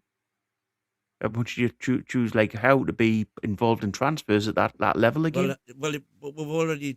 Well, I've had it established to my satisfaction that he won't be in charge. That Ross Wilson and the scouting team will be in charge. But he'll still have a massive say, won't he? Let's be honest. He's not going to. I would expect him. I would want him to and expect him to have a say. So do you think that's right this season? Because he's not proved himself to be great when he's been in charge of transfers, has he? Let's not go over it again, man. There's none of them were first choices. But no. But we're talking about the money available. What I'm saying is, let's not talk about those players. But would you trust Howe going into a new transfer window to spend that money right? Yes. I just think, like I say, I think there's got to be a conversation now, and that for me, the one key thing I'd be looking for is stability. Are all the people now that are in position happy and willing to stay, rather than somebody now just being a bit miserable because they haven't got control of everything anymore? So I'm going to see the back door, and I'm going to say ta-ra to everybody. That's what Newcastle need now. They need stability at the top, at the helm, and hopefully, after the conversation, whoever you believe. I mean, like I said, I just think it's very coincidental that Iraola now has come out and said, I'm not staying at Bournemouth after the news was brought yesterday. Barca 3-1 now, so it's 3-3 on aggregate. So again, it looks like it's a much better game than the Liverpool, because I've seen nothing flash up for the Liverpool game as of yet. I've got it on. It's still 0-0. Yeah. Can I just ask a quick question on the money as well, just as we're going through it, because this is what I was thinking about. If we spend less money on players, can we then offer players that we've got at the club bigger contracts? So, would we be better off saying instead of having a £250 million pot for transfers, we have a £2 million pot for transfers, and we've got £50 million to offer. But I'm not saying that's correct percentage-wise, but so we have a pot that we're going to spend on new players, and we've got a pot that we're going to offer players that deserve new contracts at the club, the money that they should be on. Yeah, that's absolutely possible. It all comes out the same pot. So it's still squad costs now, isn't it? That's what I said. It's all in the same pot now. Yeah. We can pay more money, get fewer players, and pay them more. Absolutely. But interesting. Just keeping you up to date with Liverpool. even though Ekitike was carried off on 31, and he started with Ekitike and Isak up top, Isak's now being substituted. And Gakpo's on for Isak. Oh dear. He's not having the best of So times. Salah and Gakpo have gone on for... John L was asking me a question. Gaz, any update on Cordero? How's he getting on? Park, maybe, with the first team next season. Played 9 games, I think, hasn't he? He's had a stinker. That's literally all I'm going to say for you. I mean, his average is around about 6.3. Not playing, and again, I just don't think we've done very well in that situation. His last game, the 12th of April against Andorra, he got a 5.9. In 68 minutes he lasted on the field of play.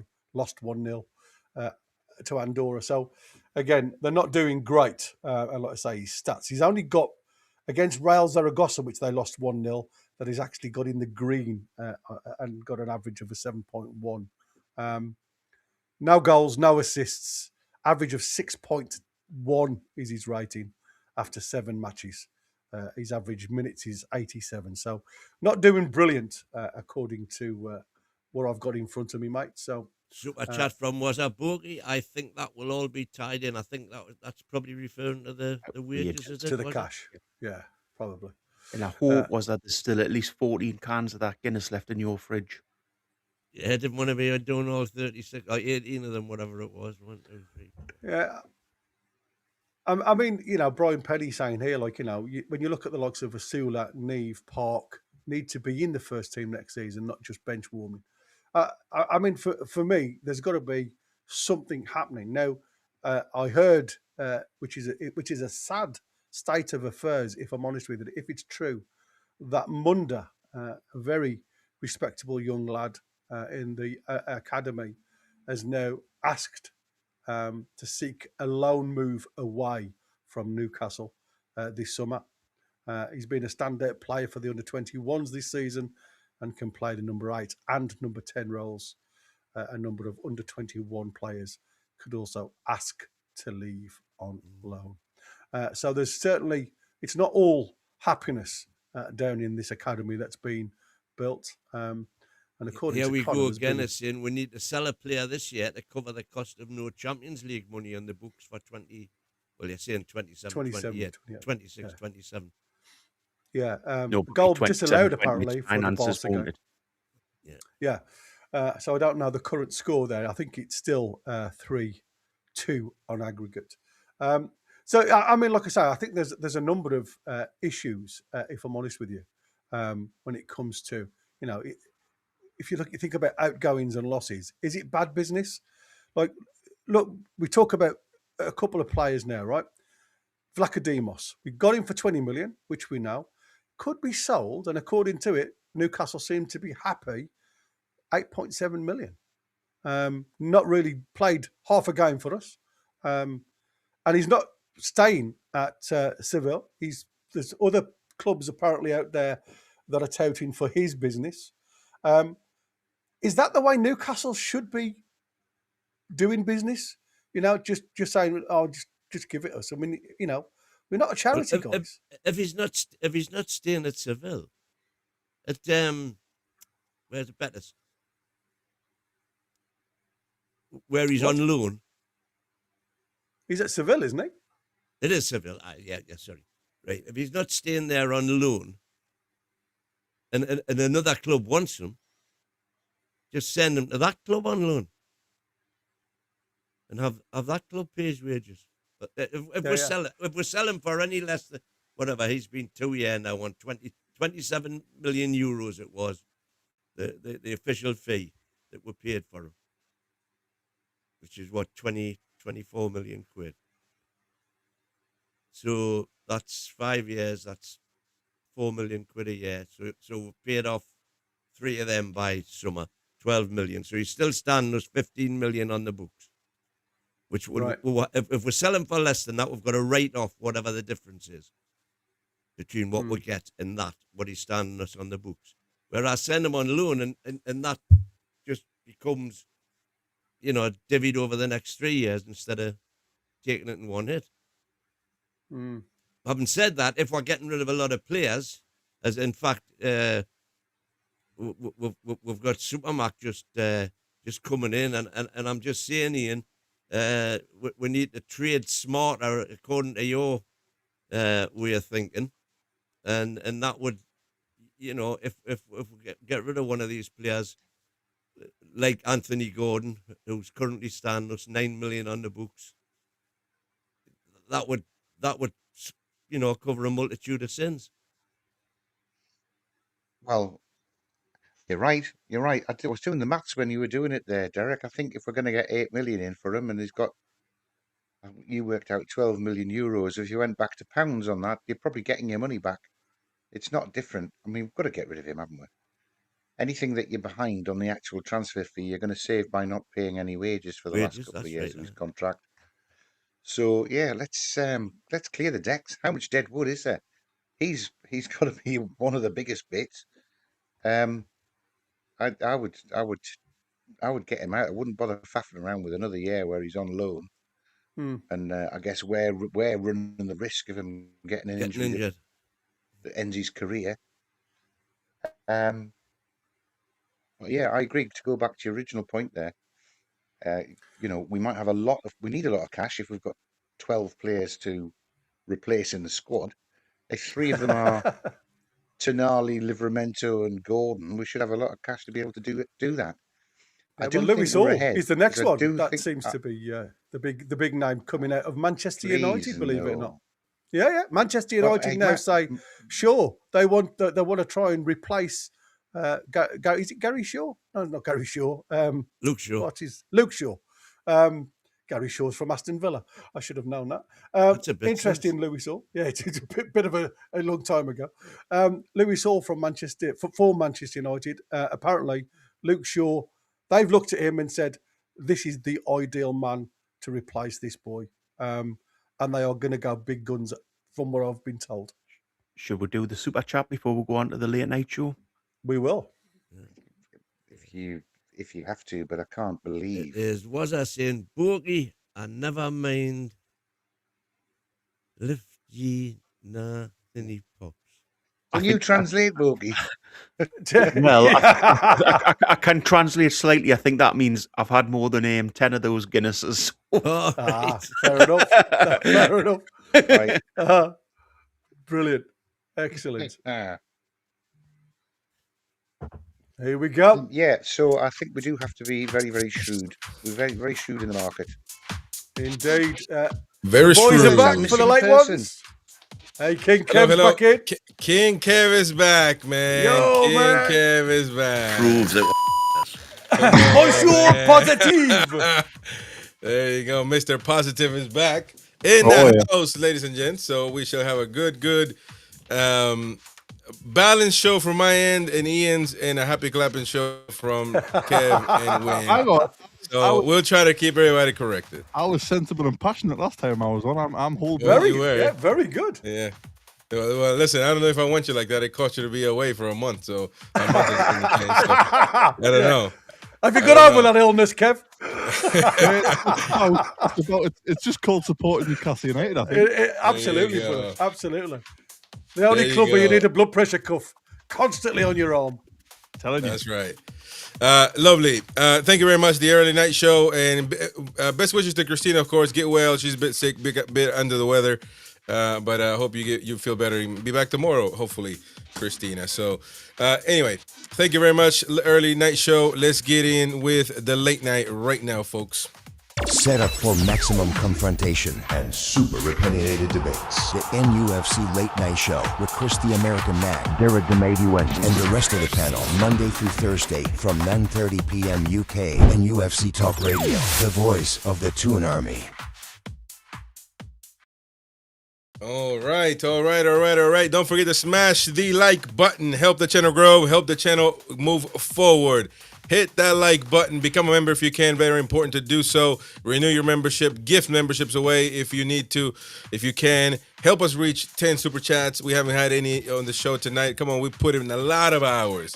Sometimes 4.5 hours of shift. Help the channel out. Come on, folks. Kev, King Kev in, Eddie Howe out. Maybe that's Nah. the way to go. There you go. King Kev, we haven't seen you in a minute, man. Ian's been worried sick, missing you. I'm good. I'm good. I've Look at been his missing attire, you. Man. Look at his attire, man. To be He's fair, he's going it was mental. really nice. It was really nice. As soon as I came on, I had like Becca, Irish Toon Assassin, and Niall all straight away. Like Kev, Of I course, was like, man. get Of in. That's a course. lovely welcome back. I mean, half of them probably won't agree with what I say on tonight's show, but it's nice. Nice initially. People always think, we fall out. So, they must have, everybody like the same thoughts with Christina. Where's Christina? What happened? Nothing's happened. On this channel, you can never fall out because we allow freedom of speech regardless. So we welcome people with different opinions. We'll call you out like I call out Win all the time, every day almost. That's just, it's just the way it is. But Kev, I want to know your take on this whole situation. Because I've told you, man, I hate to say I told you so, but I told you so. It wasn't going to change. It's still the same old, getting worse by the week. Now, I can't say twice every week because, we got eliminated since you've been gone. So, many, many competitions. So, by the week is getting worse. So, what do you think, man? I mean, are you going to admit that I was right and you were wrong? It depends what you were right about. I think it definitely hasn't been a good season. I think there's lots of people unhappy with it, and that's probably inside the club and supporters, clearly. So definitely right about it not being a good season. But it's so difficult at the minute to be a Newcastle fan. Me personally, I can only speak for me, but obviously I love Eddie Howe. I think he's, the best manager of my lifetime, comfortably. Give me unbelievable memories throughout the time. And I think criticism is fine of Howe, but I think the bit which has annoyed me, most recently anyway, has been the disrespect towards him. Criticism's fine. And to criticise and say his subs aren't good enough and his team selection's not good enough and all the money on the bench, absolutely fair. Throw that criticism around. But with disrespect from some Newcastle fans, I've heard things in group chats from all sorts of places I wouldn't even want to repeat on here because it's a little bit embarrassing how disrespectful it is. He might be going in the summer. Our fan forum, very disrespectful. He might be going in the summer. He might be staying in the summer. But we've still got to be respectful and be at least share ourselves in a good light. Yes, it's good to be passionate. Yes, it's good to, maybe want change. But come on, you can't be that disrespectful towards somebody who's given us so much. Yeah. Shout out to Wazza for the super chat there. What is he saying? Chris is rooting and tootin' and a rootin'. There you go. I'm a tootin' rootin' cowboy. Listen, that's a lovely way of saying you're wrong. I don't want to be Chris. I don't want to be falling out with my good bud Kev this early on his return. But you haven't answered the question there, mate. Do you think Eddie Howe is? I mean, I'm in the same boat as you. I love him. Yeah. I do think that his limitations have been exposed.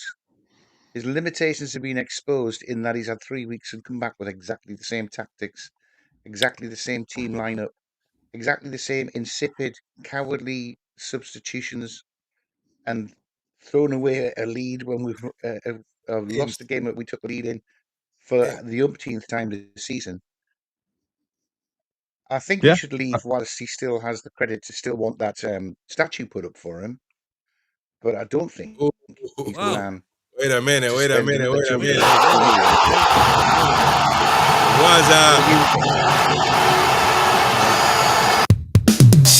What's there with the 10 gifted memberships? Oh, the good-looking people come in and all of a sudden get the membership. Hey, I was once. What was that? You want to leave that Guinness alone, kid? They've gone out to Kev. I don't know if that's you. Buffalo Soldier, Mr. Rich, Damn Bro, Liverpool Challenge. That's Jamie, isn't it? That's Jamie. Yeah, there you go. Jamie, you're not going to renew your membership. What's he not watching Liverpool falling? Sarah Paget or Page? Just Page. I thought that's spaghetti. There you go. That's We are knackered. General Zevi, Zevi. Jake the Snake, Oh, and once. Drico, yeah, it's 554. Welcome, one and all, folks. Don't forget to renew your membership. We got the player ratings. You got a lot of stuff for members. So, wait, man. Become a member. Subscribe to the channel. Thank you very much, Waza, once again, mate. Appreciate you very much indeed. Right. So, look, there's a breaking news today, actually, that Iraola is leaving Bournemouth. I just do not believe in coincidences. I just don't. I mean, this is if it walks like a duck, it quacks like a duck, and it moves like a duck, it's not a duck. No, I'm just it come on, man. I mean, it might be a coincidence, but I'm not sure, man. I am not sure. Do you think that there has been rumors, heavy rumors within Bournemouth to where they've tried to get him a new contract to see where he's at, and he said, no, I'm done. And he's been heavily rumored to Newcastle United. We're playing Bournemouth on the weekend. I mean, it's by the way, if we get Iraola, expect Newcastle United to be a mid-table team for the next 5-6 years. We're not gonna be qualifying for Europe all the time. We're gonna be a mediocre team just like we've been. Guaranteed. I'm telling you. How better than Iraola than Chris? Eddie Howe has done more in his career than Iraola. Yes, no doubt about that. So therefore, he's a better manager. I just think that the situation now is toxic, where the players might not be listening to him, might not be in love with the gameplay no more. So bringing Iraola ain't gonna do nothing different. It just isn't. Iraola, none of the players grew up watching Iraola to where they idolize him, to where they're gonna listen to him. They don't. It's just another project manager. And that's it. You know, he's done well at Bournemouth, but that's Bournemouth, just like Eddie Howe did.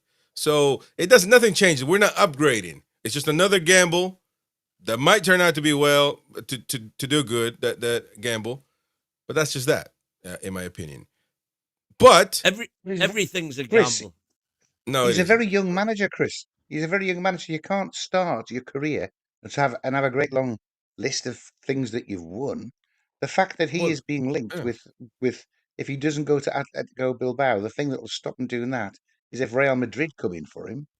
Will give you an idea about what the rest of the football world thinks about the potential that Iraola's got. I don't have an issue with Iraola. Fantastic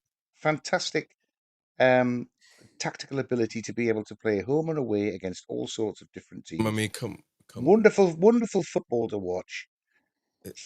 I think he would be a good manager for Newcastle. I think he's going to go to Athletic Bilbao, but I think he would be a good manager. Well, hopefully, so we don't get him. But here's the thing, man. home and hosed, by the way, 3-0 to them now. Yeah, right. So we got Champions League going on. But look, I don't have an issue with Iraola's career choices or him as a manager. I think he's a good coach, a good manager. He's building up. He's getting there. He's graduating from manager school. He's getting the job done for his own little bubble. He's doing a great job. But for Newcastle United's interest, we need to step up. I think it's a sidestep, Iraola, with Howe. I think you'd be, betting on the new manager thing that wears away quickly. But, I disagree with everybody's a gamble. No, you go for a proper manager. You're doing your due diligence. You're getting the job done. Anything can go wrong just like anything else in life. What are you calling a proper manager? You keep on saying get a proper manager. I told you already. I've given you names that we could approach. Nagelsmann. You could definitely. You should definitely go try to see Klopp. He's probably not gonna kick us to the curb. But that type of manager, just below him, somebody that's better than Howe, that's proven things that's better than Howe. Unfortunately, Iraola is not that. Howe has struggled this year. A lot of the reasons for our difficulties is because Isak left. That's been a problem. Iraola lost 3 of his back 4. Kirkes, Huysen, and the other one, Berani or something like that. He lost Semenyo. He lost Ouattara. So he lost his 2 main attackers, plus 3 of his back 4. And he's taken that team now to be finishing higher than they did last year. But So the difference there with Newcastle is Bournemouth have a structure where they have almost a plan for every other player who may leave. They have a Right. structure above them, which is unbelievable. They lose Semenyo, they just come and get somebody else unheard of, and it's amazing. Newcastle don't have that. We lose Isaac, and even if Iraola was at Newcastle, it's not his decision really. He doesn't have that squad planning. We've got 3 players here who come in if Kluivert leaves. We have 4 players here who comes in if Semenyo leaves. We have these players who we can go for. Newcastle don't have that. We've seen it with Isaac. He left a week to go, and we were scrambling around trying to get anybody in the end. It turned out exactly. I like Baltimore. I like him, and I think he's a very good player. It hasn't worked. It was too short notice.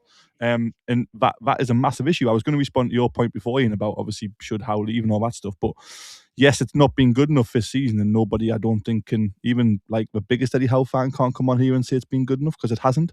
However, there's lots of circumstances in play on why it hasn't been, and Isaac is a massive one, whether we like it or not. The rat, or whatever you want to call him, right? It hasn't been successful. We lost 50 goals over the last 2 years, and we have not replaced him well. And again, in hindsight, the summer before this season started looked like a very good summer. Jacob Ramsey, Alanga was off the back of an unbelievable season. Ramsey had loads of promise. Voltemada was exciting. Wissa came off an unbelievable season, 2 seasons with Brentford. Before the season started, or before the window closed, we were like, what a window this is, but it just hasn't worked. And that's okay sometimes. Sometimes in a project, you have to say, it didn't work. It's all right. How do we fix it now? Look, I think that's something that we're not taking in consideration. I appreciate everything he's done at Bournemouth, but Bournemouth has 0 expectations of anything in life. So that's with all due respect to the people at Bournemouth. Newcastle United have proper expectations. We can't just, if Bournemouth were a mid-table team, it'd be all right. It's fine for them. For Newcastle United, it's not. It's not okay to do that. We get to spend $200 million per summer at this point. You have to perform. You have to get the job done. There's no way about it. There's no way around it. And I don't know that he is fit for that. You'll never know unless you try it. But I think that we need to aim high and work our way down the pecking order. That's the way I would do things. I wouldn't go for the easy manager just because he's going to say yes. I mean, you have to try to make some type of improvement.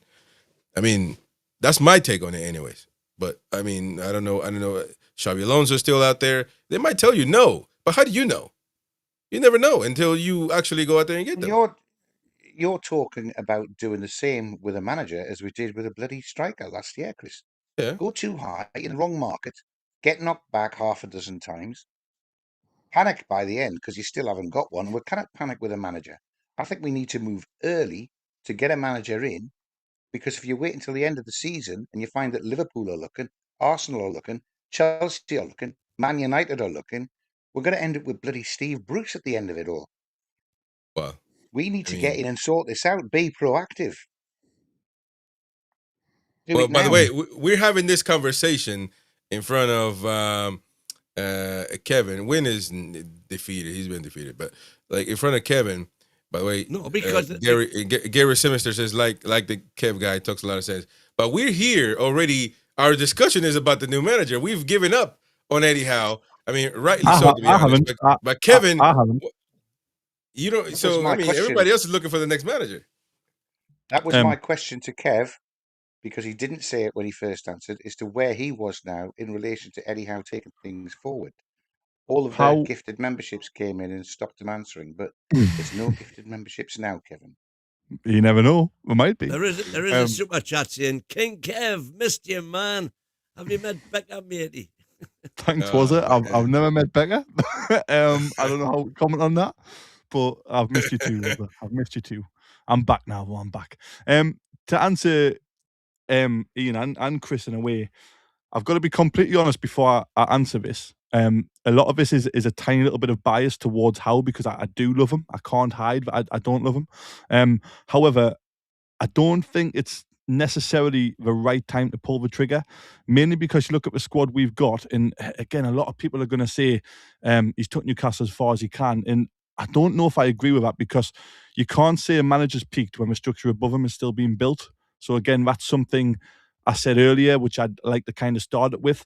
But then also, we've seen what Eddie Howe's ceiling is. We've seen the 2 years of Champions League out of the last 3 or whatever it is. Obviously, it's not going to happen now, so it'll be 2 out of 4. And this has been a very poor season. But we've seen what the ceiling is when Staveley, and there was a little bit of stability above him. We saw what happened, and you've got to give Howe a little bit of time, in my opinion, because the signings he brought in, which were Byrne and Bruno, I think Chris Wood was part of that. I can't remember the rest off the top of my head, but they were brought in to get us out of a relegation area. Now you've got to give him, and I know we give him money in the summer and it went wrong. I'm not trying to defend that at all, but you can get things wrong as a human being. Any football manager can get things wrong. Yes, he got it wrong in the summer, or did he? We don't know who was responsible. Like, technically, again, I could go into the structure above him because it was absolute carnage. Directors of football's leaving, new ones coming in, Eels hanging on whilst he was ill, trying to do his best job. And then I think Andy Howe came in last minute to try and help. So, yes, it went wrong in the summer, but we've seen what the ceiling is when there is structure and calmness around.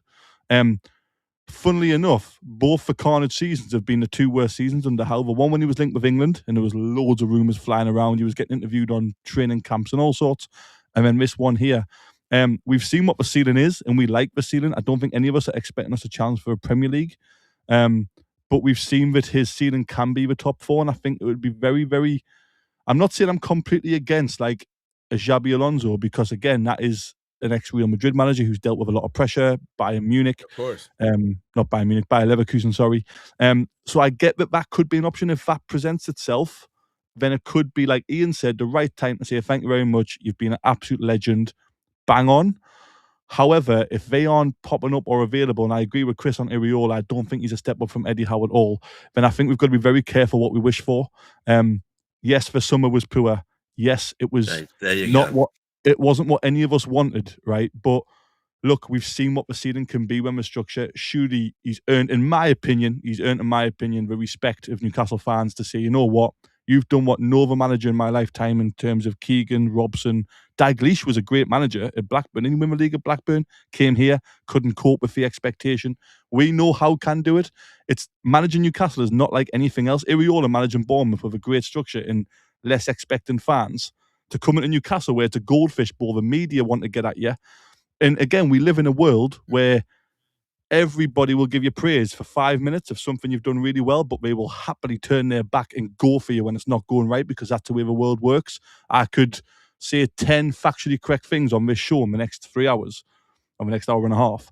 And then I could say one factually incorrect thing and everybody will jump over the one factually incorrect thing without going for the well done for the 10 factually correct things. We need to be careful what we wish for. We need to stick together as a fan base, which we've seen when Newcastle's pulling in the same direction. It's incredible. That doesn't mean don't criticise them. That doesn't mean question your substitutions. That doesn't mean, ask them to adapt. I get it. But you can look at it again. He has tried to adapt this season. He's played a 4-2-3-1, 5-4-1, a 5-3-2, a 4-3-3, 4-5-1. He has tried multiple things. So personally, I wouldn't pull the trigger yet. But look, what can I say? It's just my opinion. Well, the thing is that I think that there's no going back simply because Eddie Howe has to be perfect, and there's no perfect man, and especially if you don't want to change. So he has to be perfect, because if the moment he loses a game back, he can win the next one, and the next one, and the next one. But the moment that fourth one, you bottle the lead again, it is all over. So he has to be perfect. Even if you keep him for next season, he has to be perfect. He can't do that. So that's my point. I think that is beyond. You think it's too late with the fans? I think so. Kev, because you have your odd, win there. Let's say the stadium. But when what do you want to see, man? As soon as Bournemouth scores, if they do, come on, man. Be real. Be real. At this point, it's so toxic. Oh, it's so toxic. No, it's as toxic as you want to believe it is. It is. So what are you talking about? You can't tell me that they're maybe in your circle it is. Certainly not in mine. The minority, I don't know if it is a minority, but normally the minority is louder. No, what I'm trying to say is, so a lot of Newcastle fans. I would accept right now that the tide has turned. If the simple question was Eddie in, Eddie out, the majority for the first time after Sunday would be Eddie out. It's not after Sunday, man. Stop lying, man. After Stop talking about Sunday. after Sunday. No, it's been like that for a good while now. Let's It's not been- forget the Mackham It's been game. heading that Let's not way, forget but about it. it went over the fence on Sunday. Well, it was Because, Sunday because, that of, tipped the because edge for of me. where because of where it leaves win the season and the chances of recovering and getting something from the season in terms of what that Such a did huge game. to those prospects. Such a huge game that we could not get up for to play. Crystal I Palace know, beat and team. that's the worrying thing. That And the players just didn't appear to have any fight or gumption about them at all. That was what. Howe said, I've never told them to sit off on the second half. I Yeah. wanted to go for a second goal. So they're just not Well, listening to the manager either. That's a confidence thing, isn't it?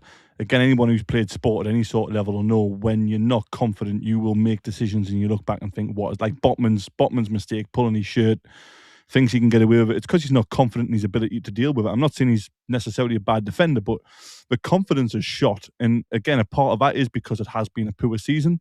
The results haven't been good. I haven't enjoyed watching us as much this season. And it's okay to say these things. It's not like a bad thing. But again, for me, I don't get why it has to be completely anti-Eddie, must go, or completely for Eddie. I'm but- quite like, look, like You it know- hasn't been good. I haven't enjoyed watching it, but the confidence is shot. And how do you get confidence back? You win No, games, no. but it's hard to win games That's with no right. confidence. But here's the thing: it's not even about being anti-Eddie or pro-Eddie. It's about deciding whether it's about making an executive decision. It's got to Yeah. be made. It's got to be made. Business Whether you decision. like him or you don't, it's not. It's irrelevant. Loving him, I know you love him. I know you worship him just like Win. But I love my kids, man. I don't, Eddie Howe is Eddie Howe. You know what I mean? He's. I'm sure he's a nice bloke. I don't know him personally, but at this point, you got to make a decision for next season because Newcastle United's season is. I'm telling you right now, we ain't got no Europe. No, we're not going to be in Europe. It looks like more chances that we're not going to be than we are. And that's not good. That's not okay. That's not okay. So what are you going to do? I think if we don't qualify, that's going to make I said PIF, but the director's decisions a lot easier. But what do you do if you manage to get some results from other teams, you scramble some results and get Europe? That's not going to be enough. That's not enough. It just isn't, man. But you do have make a point though. If you actually look at it if you zoom out, it's one horrible season. Been inconsistent seasons last season, for example, I can argue. Especially that one I'll season settle before for that with the another injuries. inconsistent season like last But- season. Yeah, man, we won one cup, man. Relax, man. This is a great cup. And But got the Champions League. when you look at it, the overall side, you ought to with the amount of players you got. Yeah, with the good quality players you got, you ought to. If you were calling last season an inconsistent season, Performance when we wise, qualify for the Champions League and win our first it wasn't trophy in 70 perfect. years. I The don't know season what you before want. that, the season before that, it was very inconsistent. We had a lot of injuries, of course, but we gave up a lot of games. Exactly. Strategically and tactically, we lacked in a lot of those important games. And three We can barren go- transfer windows And to go with Right, all and- those injuries. but this season here has been a total flop. We flip-flopped from what could have been. Yeah, We flopped, and it's horrible. Our transfer dealings in the summer have proven to be Most failures most this importantly, season. and let's be objective here. Most importantly, he has proven that he can't manage 2 games per week. He has proven it, and it's 2 games per week. By the way, I was having a conversation with Luke Edwards, and he argued there was 3 games per week. Well, not really, is it? It's 2 games per week. But he kept saying 3. Well, if it's 3, then the next week is only 1. So which one is it? So I mean, but anyway, it's proven because the first one was Champions League in 3 or 22, 2003 or something like that. And then this one we had this season, he couldn't cope with it. And unfortunately, that's reason enough to part ways. Look at it objectively and answer and tell me otherwise. 2-0 PSG. Anyway, that's your answer to my question, which means he's knackered. So We are knackered. That's fine. I mean, can he? Ian, can he manage 2 games per season, which is what we aspire to do every season? if he changed, if he adapted, if he looked like he wanted to rotate a little bit more, if he'd gone into the transfer market and bought one or two reinforcements, He so he tried. was able to He got turned down by instead of so many people. ignoring it, if he brought one or two of the young kids on for the last 10 or 15 minutes and protected some of the vulnerable first teamers who've actually broken down because they're playing too much football, all these things I would say were available to him, and they just ignored all of them. We keep playing the same players over and over and over again and wondering why they look knackered. That's Well, why. Kevin has Um, something to say to you because you know he said he tried. So what you got to To say, sign Kevin? players, I think again, I don't want to keep going back to the same point, but obviously with structure above them, we went for players who it was two main reasons why we didn't come. We either we were shopping in the complete wrong market. We were trying to be too ambitious, which is what loads of fans want. We were shopping for Eketikes and Sescos who were always going to choose bigger clubs, and that's okay. We're shopping in the wrong market, which you could blame Eddie Howe for, but then you could also argue it's ambition. Or the structure above him just was not built, and we were too reactive and not proactive when it came to signing players. We also didn't squad plan well enough. So again, like I mentioned before, Bournemouth will have a replacement, 3 or 4 potential replacements for each player in their first team, and they will make that move when a big club comes in and takes them off their hands. Newcastle, for some reason, I don't know who it was, they just thought they were untouchable. They thought Isak would rather stay at us than go to Liverpool. They thought Toon Army will never leave. Tino, why would he want to go anywhere else? Which is not true. I don't know if that's naivety from the club. I don't know if it's the manager. I can't tell you who it is. I can't tell you who to blame there. But I can tell you that is what happened factually in terms of we either shopped out of our complete wrong realm of transfers. We should have been going for maybe Bournemouth players and Wolves players, right, rather than PSG or whoever players. Or we were too reactive when it came to, Isak's actually went on strike. He genuinely does want to go to Liverpool. Oh my God, he wants to leave Newcastle. What do we do now? I don't know whose fault that is. Now, people will instantly jump on the Howe bandwagon because it's a very easy to just blame Howe. He's a manager, and he probably understands that and takes that as a human being, thinks, well, I'm a manager, the buck stops at me, it's my fault. But let's be honest, nobody can 100% truly believe or know, unless you are inside the club, know exactly whose fault that is. He's the only man there last summer. They must be his picks. But Yeah, I but think that he's I also agree with you. doing I agree 10 with you. And billion. He's doing 10 billion other jobs. Well, like football management I now know, isn't like the I know, Ferguson days. It's not just no, I Alex know. Ferguson barely He- took training, had a couple of watch of games, and thought, I like him. I'll sign Cristiano Ronaldo because he played well against us. Football management isn't like that anymore. It's literally a completely different ball game now. There's director of footballs, there's CEOs, there's PSR. Which, by the way, that's what Newcastle fans should, in my opinion, channel that anger to. The Premier League 4 or 5 years ago when the takeover happened, changing every other rule. I'm not saying that it was a case of anti-Newcastle, we hate Newcastle, but it was a case of, well, we don't want Newcastle to get big quickly, so we need to do something. That's what we should be angry at. I get, look, I see loads of comments and I get it, like Kev loves how I do, but I'm not just blindly defending how here. I will happily understand criticism of Eddie Howe. I've got no issue with that. But I think we've got to be very, very careful what we wish for going forward. And we've got to look at the real reasons. We can't just blindly blame somebody. We don't know what happened in the summer. We have no idea, unfortunately. I wish we did, because then I could sit here and give a more valid factual opinion, but we can't. Don't blame Howe for the summer. In that, when we saw those signings at the end of the summer, I thought we'd done all right. Thought we'd done really well. And Me too. if he is the only man I there, thought we then had a great transfer window. he's done all of that by being stuck in Asia for half the time on tour and playing all of those pre-match friendlies, etc. You can understand why things went slightly awry. That's not the situation we're in now. I'm hoping that Wilson has got this list of players to I hope replace so. anybody in the squad. That should be what he spent a year working on, with all of his massive scouting network, that he's got a short list of players we can go for, depending on who goes. I think he doesn't need to replace Tonali with Tonali. He's got Miley to step in there. So we'll look for a much younger midfielder to come through to support. And that might be the extra profit that we need, which will allow us to get more players in than go out. to give us extra depth within the squad. I'm not entirely throwing Eddie out saying he can't manage 2 games a week. I think he could manage 2 games a week if he had a bigger squad of first-team choice players to choose from.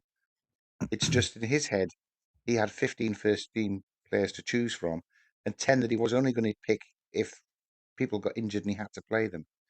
And I mean, Murphy and Neve and Shahar sitting on the bench game after game after game after game after game and not being blooded to get some sort of experience is, or 3 goalkeepers on some of the benches.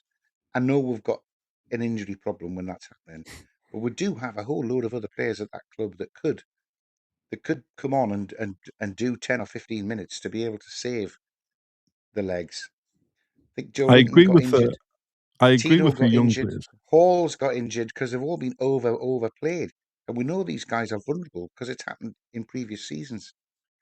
Botman's in and out. Botman's back is stressed because he comes back from a bloody year out and is immediately playing every match. How, again, the other thing, I agree with a lot of what Ian said there in terms of the 2 games a week and maybe potentially last 15, 20 minutes giving some younger players a rest. But I'm not talking about younger players, I'm talking about first teamers, but I don't think the first teamers are as good as what we actually think. So again, Hall, Bruno and Joe Linton potentially getting me up. I'm going to say top 5. We can't say top 6 because anybody will get in Tottenham. I'd get a game for Tottenham this season. But the other top so-called big 5, top 5, I'm not sure how many of our players actually start for them regularly.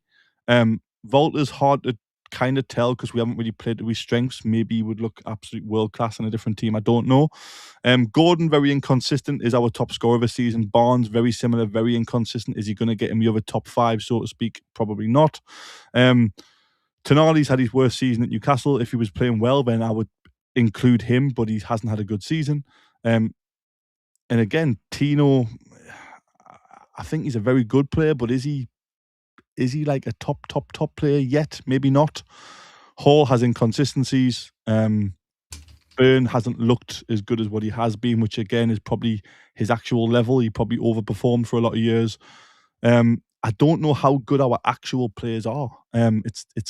It's difficult to. I think we overrate them as Newcastle fans because we love them, and that's the best thing about Newcastle fans is we're loyal and we love our players. But I don't know how good they are. Like Botman's not that good, really. Well, but that's an issue that needs to be fixed. That means he needs to be on the selling block at the end of the summer window. But it doesn't happen. Just like many times other players have been, like their careers are supposed to be over, and we still keep them over and over. But the question to you would be: we're going to go to Super Chats to win, get them ready. But the question is, he said after the Palace game, it's not an instruction to sit back, to score 1 goal and sit back and give away leads. It's more the players. It happens, and so I mean he's got no control of that team. So well, he's struggling to improve the confidence, isn't it? The reason that's happening is the confidence is shot. Whether that's through slightly negative atmospheres at home, it's not just that, by the way. Obviously not. Throwing away leads previously, it does get in your head again. Most people who have played sport don't have to be at a top level, but when you have made a similar mistake and you get that backhand down the line in tennis and you don't fully trust your backhand, you're more likely going to miss it under pressure. And Newcastle are getting lots of pressure. The confidence isn't there. To improve confidence is one of the hardest things in the world. I love sports psychology. I've read and researched it and spoke about it and written about it and been published about it many times, which is amazing for me. But it's not just easy as, oh, lads, you're brilliant, carry on. That's what made Kevin Keegan such a good man manager. He was telling people like Rob Lee was the best centre midfielder in England and he had him believing it. He had him playing like that. Now, I think Howe's man management has actually probably over his last 4 years overall has been very, very good to get what he's getting out of Murphy, Shaw, Joe Linton, Gordon, Isak, even when he came to Newcastle, wasn't a superstar. He turned. I think his man management in history has been very good, but for this season, I don't know what it is. He has struggled to get it out of the likes of Ramsey, Volta, Wissa. Wissa's injury wouldn't have helped. Volta adaptation wouldn't help when playing him in midfield because we literally didn't have any other midfielders. Willock was injured, Miley was injured, Bruno was injured. Tonali was ill, I think, at the time as well. So he struggled to get the confidence up. But once you are in the rut you are in as a Newcastle player right now, it's very hard to get that back when the noise is so loud. And like I said before, managing or playing for Newcastle is so different. Scott Parker playing for Newcastle as captain disliked it that much. He wasn't disrespectful towards the club, but he disliked it that much that he shipped off to West Ham because he couldn't cope with the Goldfish Bowl. And Gary Speed has said it loads of times. You don't need to be a good player to play for Newcastle. It's about your mentality. If you've got the right mentality, you will be a good player for Newcastle. You will succeed. So, look, there's loads of complex environments at the club at the minute and complex issues, but it's not When just we a got quick, super- easy fix. Yeah. Super Just chats. get Go on to the finishing. super. So was got a whole new backroom staff here. Oh, sorry, there's King Monsieur. He's saying, come Officer John Hall, CEO and Amanda back. If it brings structure. And Anton Decker's manager and Sting on set pieces. And Jimmy Neal for discipline and behaviour problems. Thank you, Wazza. Wazza almost wrote us off for a month again there. Jesus. Whew, that was good. So what I would say to you, Kev, with what you've just said there, and I agree word for word what you said in terms of how good he's been as a manager and that. My worry is, in the light of what we've seen this season, one of my major worries, do you think he could be burnt out? It happened to Klopp. He is a workaholic. It's actually, I've never thought about it. It's a great question. He is a workaholic. That's my big worry. Maybe he could be burnt out. His confidence is shot to bits as well. Oh yeah, 100%. Howe's confidence is shot to bits. And so can he reproduce what he's produced to that too? I mean, I would hope so, but it's impossible to know. It depends on the summer. It depends on how early we act, how quickly we get players in. Can we get a buzz back around the club with, a couple of new exciting signings? Because I remember when we went in for Ekitike, I was so excited. I was like, oh my! I remember I was doing a podcast with Ian, the one we won before this, and I was like, I'm so excited. Imagine if we get Ekitike, it could be like that bit of flair, that bit of class that'll get everyone. And it just didn't go through, and the next one didn't go through. So I think it depends on the summer personally, and I think it depends on the structure above him, and kind of how settled the club is. Right now, it's not settled, whether we like it or not. Again, we have to be honest. And do you think Eddie would accept a structure wherein he was more or less told, right, these are the players you're getting, your job's to coach them? I think maybe not that far, but I think he would like the structure he had with Amanda, where he maybe highlights players, or his team highlights players, his coaching team or scouts or whoever, say, we would like Gordon or Clivert or such and such. We would like one of them. Go make it happen. And then he can kind of focus on the coaching and maybe having a bit of time off. Maybe that is why he's burnt out, because he's tried to do every single job at the club over the last 12 months. That could be a reason. It's a very good shout. But I don't think any manager would be happy with, we decide who comes in and you make it work. I don't think that's ever worked at any club, actually. But I think it could be a case of he is 4 or 5 players I would like. Please, can you get 2 or 3 of them in this position? That would be great. That would be a positive step forward. But again, we just have to wait and see. I think he would cut down Ross Wilson's long list of players into a short list of 4 or 5 for each position. It's a good working relationship. Down to whoever. It's down to who you can get in.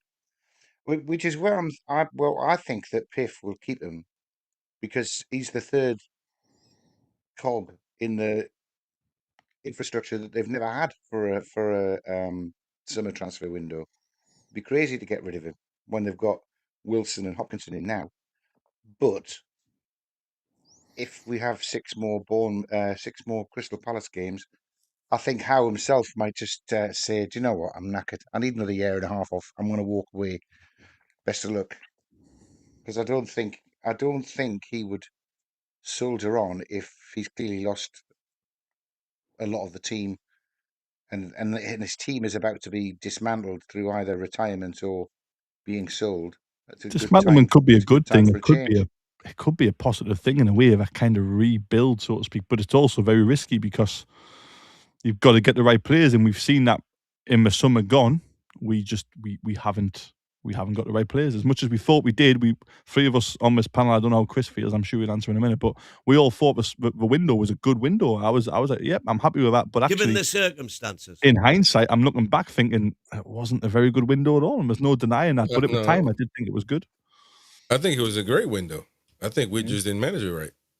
Yeah. It's just as simple. I think the team hasn't been managed right, and that's that. I think we had a great window. None of those new purchases have spent long enough with the manager on the training pitch to actually make themselves first choice in the team. So we That's brought what those Howe players needs to in work on. I agree. Going who've back to never Chris's point about have 2 games a week. never made it into the team. Chow's only in because of Shah's busted leg, and Well, Chow and Shaw were playing together before Shaw got injured, and Burns it was a broken great ribs. partnership. That was our best partnership by an absolute mile. Because I remember we started putting Burn back at left back because he didn't want to break up Shaw and Chow. It was going really well, not going really well, but we were grinding out results and we were defending a lot better than what we are now. But I agree with Chris's point about the 2 games a week. Again, absolutely nothing wrong with criticising Eddie Howe. I think that's the biggest thing he has to work on personally. Is he gets a lot less time on the training ground, a lot less ground on the training, a lot less time on the training pitch, and he needs to find a way to adapt to that. I don't know if you bring somebody experienced in as part of his backroom staff and somebody who can help him with managing that, who's done that at other clubs like Man United. That could happen, and because again, we've got to remember, managers aren't perfect; they will make mistakes, and they need coaching, they need development, and I think that is something for how to develop on 100%. And I don't think there's any argument about that because you look at the games where we've had look at the seasons where we had 2 games a week. Has been both the seasons where we haven't been fully happy with the league form. So that's something you can definitely work on, but it doesn't, again, going back to the original point of a new manager, doesn't mean you get a new manager who knows how to do that. Iraola's never had to do that. So let's assume in that That's case, because this is another point. Quick super chat room was that Chris, you're doing your job well, son. Listening and orchestrating. Yeah, Well done, Chris. my point there is going to be, if the hierarchy decided to bring in fresh coaching ideas, so effectively replacing, let's say, Mad Dog and Graham Jones, do you think Eddie would accept that? Not Mad Dog, but potentially Graham Jones. I mean, lots of teams now, like top clubs, have like 2 assistant managers.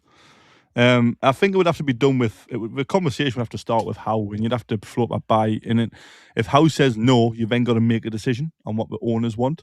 But if Howe says yes, then I think you've approached it the right way, and you're not undermining him. Then absolutely suggest that. But you've got to speak to Howe first behind closed doors. And again, it's something I just don't think Howe would agree to.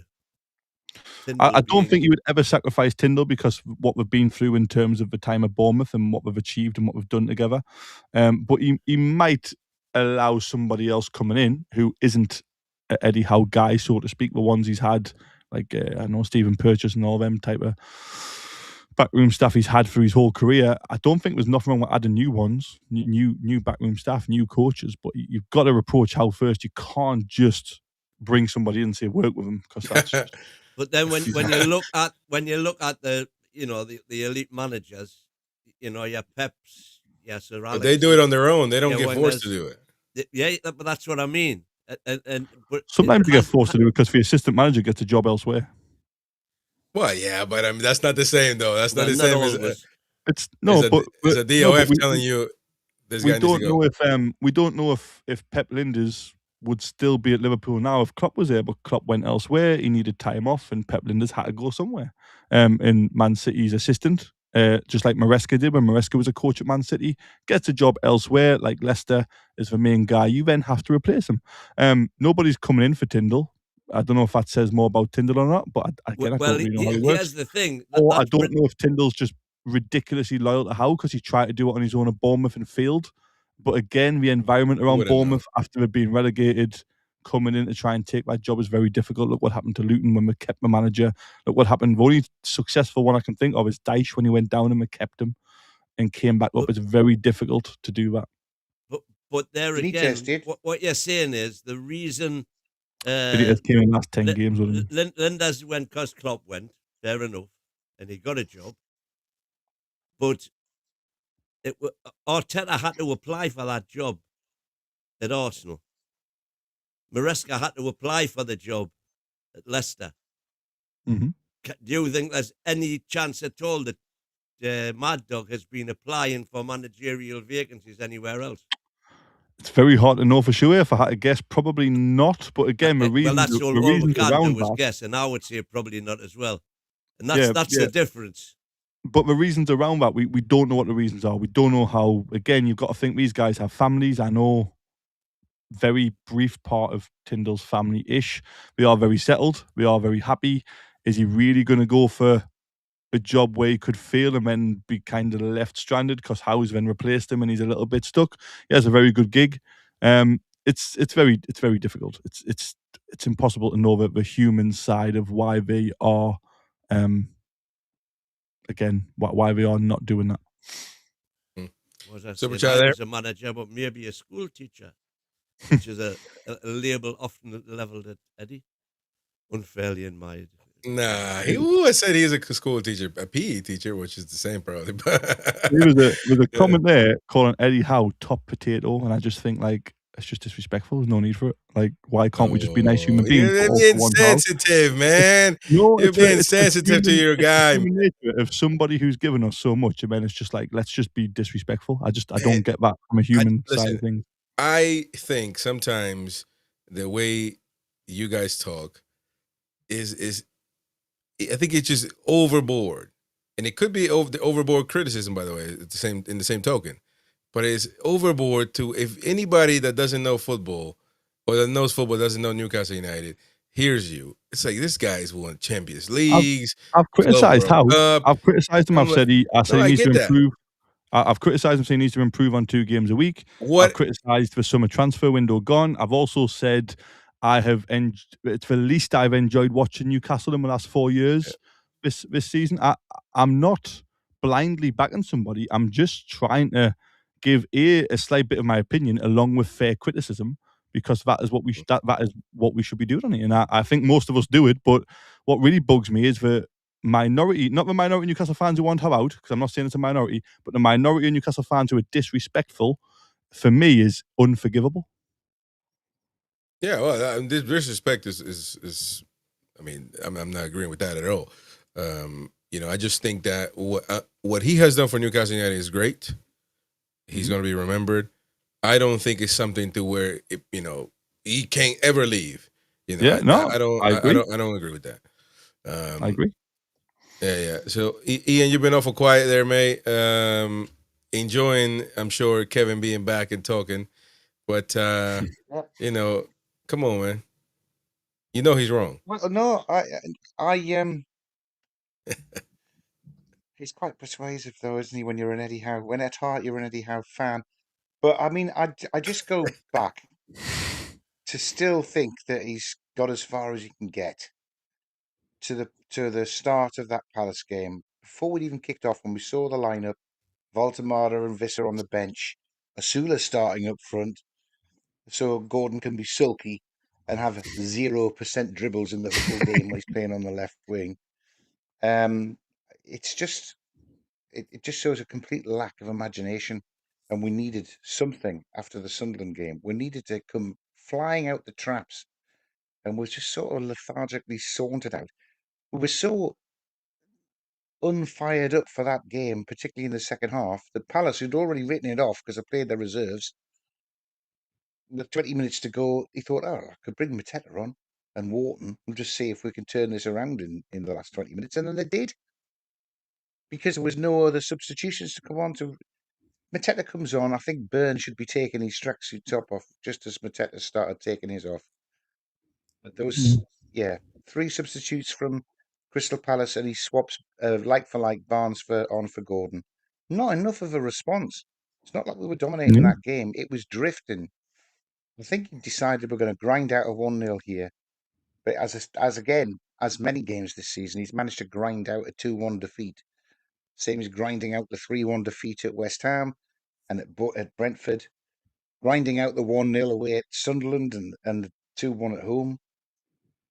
It's just shocking how many times it's happened. And, I think the cherry on the cake for me is afterwards when he's saying to the press, he's given them instructions to do one thing, and the team is doing something completely else. Hell, man, I swear. I'm telling you, it makes you want to punch somebody, man. When this guy comes on here and says, we dominated them. Except for all of that, Ian, except for all those cook-ups, except for all that draws, we dominated them. Like, man, it makes you want to. I'm telling you, man, it makes you want to go nuclear, man. We didn't. Come on, man. And I'm the guy that that's in the wrong for going nuclear at this guy. I swear to God, man. I'm agreeing with you. We didn't dominate. Only T said, what happened to You're out your mind, man. the phone-ins? The phone is coming back. Don't you worry. Phone is coming back. I just couldn't be on this last match reaction. If we can, Chris, if we can get a new coach, Sean Theme Park was linked with the QPR manager's job 2021. Thank you, Sean. Theme Park. Thank you, man. Yes, go on, Ian. Sorry. If we can get a new coach for next season, maybe we can get Jacob Murphy to drive it. Damn, boom. Now we'll get Matt Ritchie back. Matt Ritchie can drive a coach. Come on, man. Come on. Listen, let's go with the star comments because there's a lot of them that I want to get to. And let's see here. There's a few that have been really interesting. Many of them, really. We have a lot of them. So let's get to those right now and go and have a good, not just read them all the time, but just go case by case. Oh, sorry about that. Put that up again. For Kev. I love Kev. He's honest and true. And there you go. Well, I was avoiding that win, but thank you very much. Shout out to Waza. Yeah. Thanks, Waza. Gary Simister says Benfica fans are not happy with Mourinho. He hasn't lived up to the expectations. Personally, for me, he's lost his way. Battle X can see why he's losing the players, etc. Not playing for him with his favorite, letting Gordon play where he wants playing the new striker in midfield, etc. Well, even doing that, he's going to lose Gordon, wasn't he?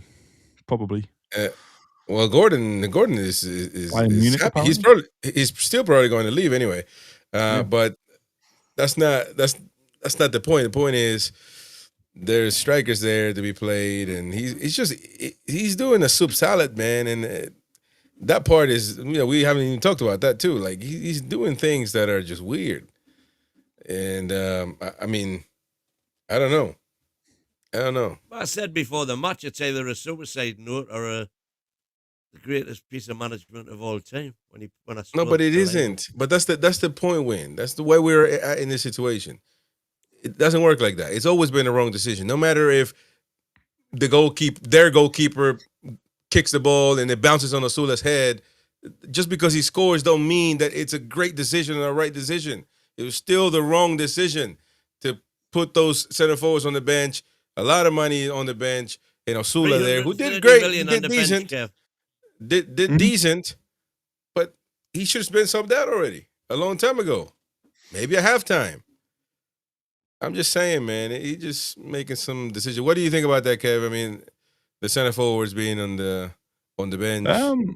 I mean, personally, I love Voltemata. I'd like to see Voltemata back as a striker, and given a go. So I disagree with Eddie personally on going with Osula, even though he scored. And I completely disagree with Voltemata playing in midfield personally. But I don't see them every day. I don't see them how they train. I don't see if the attitude's there. I have absolutely no idea what Wiss is like, if I'm honest, other than what I saw Brentford as kind of a outsider looking in. At Newcastle, I haven't been impressed with Wisser. Volter I've been more impressed with, but he's definitely not a midfielder. Osula, I think, probably isn't good enough.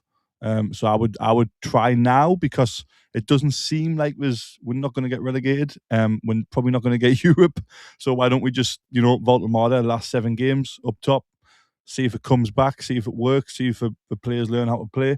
Or equally, I'm a fan of, if Tonali and Tino are going, then do we bring other people in and not play them? But look, it's impossible to know if Tonali wants to go, Tino wants to go, what's actually going on. But I disagree with the decision to start Osula, and I also disagree with the decision to play Voltemata in midfield when that does happen. And I hope we don't see Voltemata in midfield again now that Miley's back. I mean, Joe Linton's banned, but hopefully Bruno's back. We've got Tonali, Willock and Ramsey fit as well. So I don't think we'll see Voltemata in midfield again, because when it happened, a lot of the time it was because we were bare bones in central midfield. Yeah, fair points. Right, more comments here. Becca, so those rumors about Kev having I falling love out with Chris. Chris everyone, is probably my going to favorite. kids. You know what? There Me you and go. Chris, right? When I was away, Chris and Ian. Not that it's against anybody else. Chris and Ian messaged me the most, so Of absolutely course, man. not. Chris and Ian have and Wayne, everybody actually part of the team. I have all my love. So absolutely There not. you go. I There you mean, go. I'd do a charity And wrestling it's match a with Chris two-way if it's going to raise street. money. Yes. Brian, we got a super chat there. Can you Divi Waldemar is Divi. rubbish. Divi, I love Divi. You idiot, huh? No, Waldemar is not rubbish. You're the idiot. With all due respect. You know Is what? that the same? Was it the same? Was it that entitled with Kev's opinion. babies about 30 seconds ago? That's Yeah, all. that's it. I think it was tongue in cheek. I think it was a bit of sarcasm wanting my babies. Look, wasn't that his opinion? He thinks Voldemort is crap, but it's absolutely fine. What's NUFC done without the rat? Says Brian Penny. Yeah, but that shouldn't be. That's Well, even worse. Listen, this is another anti-Eddie argument, isn't it? That it was only Isaac that prevented Eddie's flaws manifesting themselves a long time before they have done, because Isaac's brilliance was disguising those tactical flaws.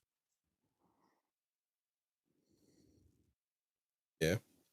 I think Isaac's a massive miss. No matter what you look at, you lose 50 goals from your last two campaigns. It's very difficult to replace that. And let's be honest, the team was set up for Isaac as well. So you could argue that's a criticism of how it was set up for one player, and when that one player went, and that's a fair criticism. Absolutely, he hasn't adjusted.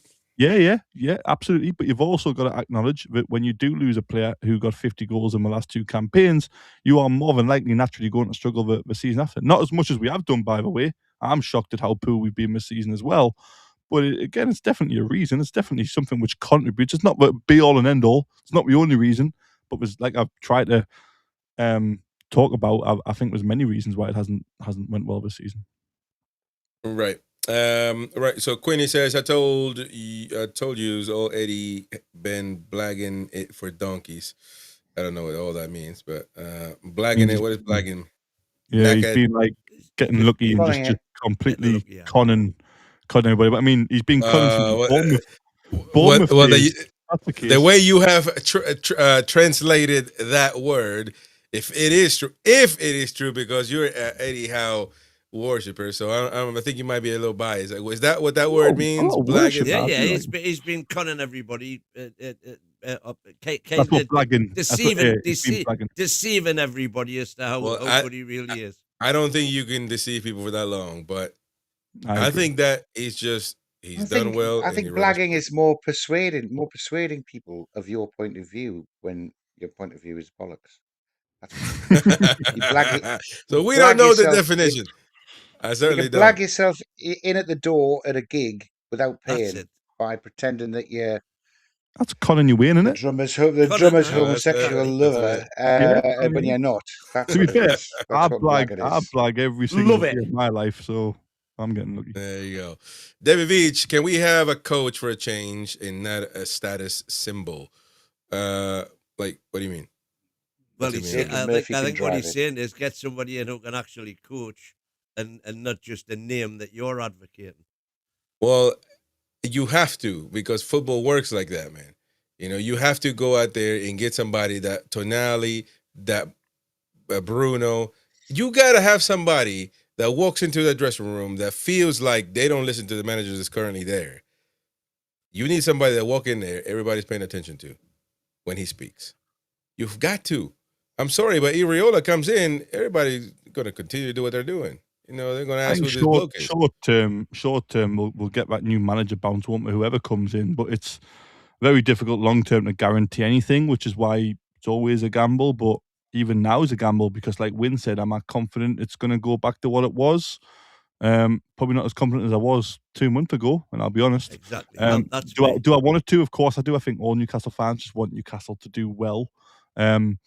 But the way we do that is very difficult. But look, we've seen big name managers come in at Newcastle and other clubs and it not work. big name might work. Big names have obviously worked in the past and have also failed. So it's just, I've said it for a long time. I think the environment has to match the manager. So I think whatever is going on at the club and the ambition and what is going to happen in the summer, I think that has to match the type of manager we want. If we are going to be a massive project of dominating the league, we might need a Mourinho-esque hire back in 2004 when it was like I'm not saying a Porto manager, by the way, but somebody who had a nice reputation but was very young and could come in. Or if the plan is to win something next season, you've got to be ambitious as hell and go for an Ancelotti or somebody after we're done with Brazil and go massive. It depends on what the environment is going to be at the club and what we should target, in my opinion. Mm-hmm. Yeah. And it also depends, just talking about Ancelotti in Brazil, it depends on the World Cup as well. If you're looking for these elite managers who are currently national coaches. Yeah. You can take them out for a nice weekly wage. But again, Ancelotti's age, does he want to be on the training ground every day? Look, Maybe Ancelotti at Everton, what did he do there? Let's just ignore everything else he's done in football and just look at everything. Yeah, Real Madrid. Everything he's done everywhere else has been with an open checkbook with stellar players. We got an open checkbook. We don't have the biggest open checkbook, but we got an open checkbook. Yeah, we spent $250 million, man. That means something. Can we spend it again, though? Because is it still a 3-year thing? First of all, everybody we can. We'll see. I think we might have to sell. We might have to sell somebody. If we fail to qualify for Europe, and we get there you go. Gordon and Toon Army away, Gordon and Livramento away, we have got an absolute boatload of cash to spend. Mm. Well, we get the Champions League money next season, don't we? So the Champions League money from this season, we get to spend next season. So that helps on top of maybe a player sale, such as a Tonali or a Gordon or both, or a Tino, 2 of them 3 maybe. I think all 3, and you're gambling massively. But we'll see. Hopefully, for me, the big thing for me is, regardless of who the manager is, we need some stability upstairs, because Bournemouth at the moment have a much better structure than us. Brighton have a much better. They have plans. They are proactive with transfers, and we are very reactive. And for me, that's the biggest issue. Who's to blame for that? I'm not 100% sure, but yeah. Yeah, I'm hoping that's what Wilson's done with Hopkins. Hopefully Wilson's a guy. Yeah. Brian Penny says, so what does Howe do next season, Mr. Chris, and what will a new manager do? But I don't know what your question is trying to imply, and I don't understand the question. Well, there's a question. If we get rid of Howe, where do you think Howe will end up? I could care less. Well, I mean, I could care. What do you want me to do? I can't. I'm only worried about Newcastle United, man. I don't care. I agree. Newcastle's bigger than anybody, of course, but no. I mean, wherever he goes, I wish him well. Like I'm the same. Milner left. I wanted Milner to do well, not against us, but I want him to do it because I like Milner. It's just I don't know where he ends up. Maybe I think, and I'm going to get so much stick for this, so I'm just prepared for it. I know what I'm about to say is going to get absolutely hammered. But I'm going to agree with you. How, in terms of the type of coach he is and being really good on the training ground, he does struggle with 2 games a week, which is making me actually doubt this. But something like a Liverpool would fit his personality really well. He's quite calm. He doesn't get over the top when things are going really well. And so far, even though he has started to crack a little bit, doesn't get too down on himself when it goes really bad. So for me, it's something like that would suit his personality. Chelsea wouldn't suit his personality at all, in my opinion, because Chelsea is very much just switch, whereas Liverpool are quite loyal to managers. People here talk about, he's going to go to top six. He could go to Chelsea, he could go to Spurs. I think he'd go to Bournemouth. He could do Spurs. First European but campaign coming up. That don't mean that's an upgrade at all. Just because you're in this so-called top 6 that somebody labeled him a top 6. No, that doesn't mean anything. I don't think Tottenham's an upgrade from Newcastle at the minute, by the way, in terms of where we're going. I'm just saying other clubs that could have seen him at if De Zerbi wasn't there. And again, I know Liverpool will get loads of stick. I'm seeing it already, and you're absolutely right. But imagine, again, Liverpool would be looking at it. What could he get the best out of our £125 million signing? Yes, he can, because he's done it before. He's quite calm when he wins. He's quite calm when he loses. We are quite loyal. We can give him time to build that culture, which he did at Newcastle in the first 3.5, 4 years. I think it again could work. Yeah. I mean, listen, I don't have an issue with that, but I think Wynn was targeting another answer. Your question was you're thinking that because we would be losing a top manager, so that's why we need to keep him for another 6 years. I think he'd have every chance of getting the top 6 job. Yeah, but top 6 don't mean crap. Other than like I said, Spurs. Blythe Spartans is nailed on according to Wazza. Yeah, but if you're telling me that he could replace Pep Guardiola, then I'll tell you, whoa, No, he wouldn't get the that's a top 6 job. Even Arsenal, if Arteta bottles the league, you think they're gonna go for Howe? Liverpool is not going to. If Liverpool get Howe, you'll never see me here again. That's just the bottom line. So I'm not saying he would go. I just personally think he would fit. And I know Roy Keane, when Man United were looking for a manager, mentioned Eddie Howe, didn't he, on Sky Sports? He said, Roy Keane said, I would like to see Eddie Howe at Man United. And I think the reason he said that wasn't because Roy Keane, like me, I don't think Howe is like an elite coach like Pep. Of course I don't, and of course Roy Keane doesn't. But what Roy Keane was trying to say was his personality matches the environment which it would eventually become if it went well. And that's where Man United and Liverpool are very similar. They're quite loyal with managers normally. I mean, we give Ten Hag loads of times, and Ten Hag was a disaster really in terms of long-term. But the reason Roy Keane said Eddie Howe to Man United is the same reason I say I don't think he will go to Liverpool, but I would like to see it, or kind of not like to see it because I want it to be in Newcastle. But if it did happen, I think it could work and it would surprise a lot of people, as it would if you went to somewhere like Man United where the culture is very different and it's long-term planning. I think Man United could be something there. I don't know, but it's very risky. Listen, it's just it is what it is, man. I don't know about Eddie Howe and what he's gonna do. He might blagger his way into Spurs or is that the word? Did I say? Yeah, blagging right. But you said you could see Man United. Because Man United are knackered, they're a knackered team. They're up and down. But right now, Ward Kidd is doing amazing. So I'd trade Ward Kidd for Howe because not a chance. There was booze at Carrick when we lost the league. If we're gonna go for a gamble, but I would aim higher. Carrick's 11. Yeah, okay. You keep talking about the same game, but they're still they're third and we're 14th. Was I saying bye, Eddie? We all loved you. Cheers, man. Cheers. Listen, more comments here. More comments from people. Gary, the thing about Iraola is he doesn't play with Walter Mata type striker. He plays with pacey strikers that run behind Evan Nielsen's 5'9", 5'9" at most. But one thing that you got when you sit down and have a conversation with these managers, you got to say, look, we got Walter Mata. Are you able to figure it out? A proper manager should say, man, I'll figure it out. Don't you worry about that. But there will be some managers that say, but saying it and doing it are two different things. No, but Eddie Howe doesn't say it nor does it. So which one is it? I mean, if you're the manager, you got to know, look, this is what I got, so I got to make it work, or what's the point? Just get a check, guarantee? That's the point? That is the point. So I don't know. I mean, you got to know that what you're signing up for. Don't you guys think? I think so. What I'm saying is, you keep on going on about these elite managers that we need. Your only solution is to replace Eddie with an elite manager. Yeah. Which elite manager? And if we can't get them, what then? Then you go for the lesser. Why would you aim low and then why would you do that? But why would you aim lower than Eddie? Why would you? I'm not saying you would. You need to aim higher than Eddie. So therefore, are you saying that if we can't get one of these elite managers on your shopping list, we'll stick with Eddie?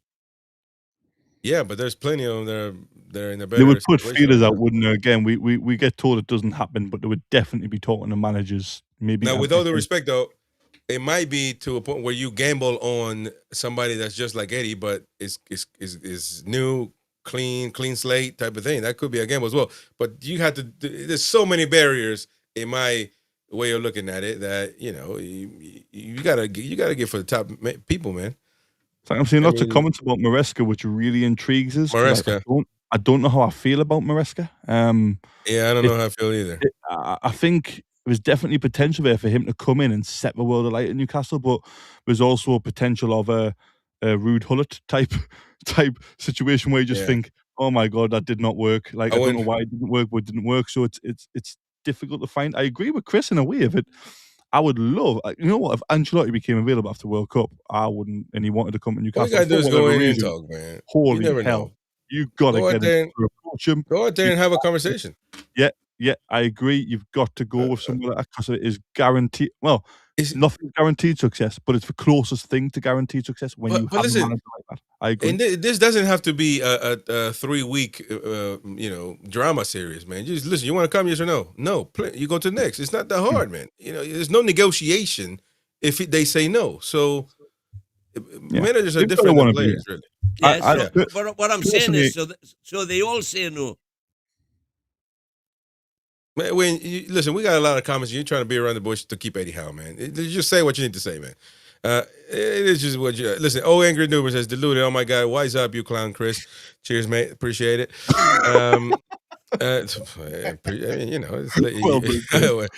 Listen, you're watching, so I got to. Irish Toon Assassin. So if they have a structure, Kev, isn't that the manager's job to make one? Like 4 years, one area he should have looked at. No, I don't think it's Eddie Howe's job to get in. Director of footballs or whoever's job it is to have a squad plan or anything. I think Eddie Howe contributes to it when the right people are in charge, but when he's bringing in, is it Andy Howe, his nephew or cousin or something, he's having to bring in to hopefully do a job, and I mean, that's not what you want to be doing when you were apparently pushing to be challenging for a Premier League by 2030. You don't want to, can you come do us a favour because another director of football has jumped out the window a week before it opens.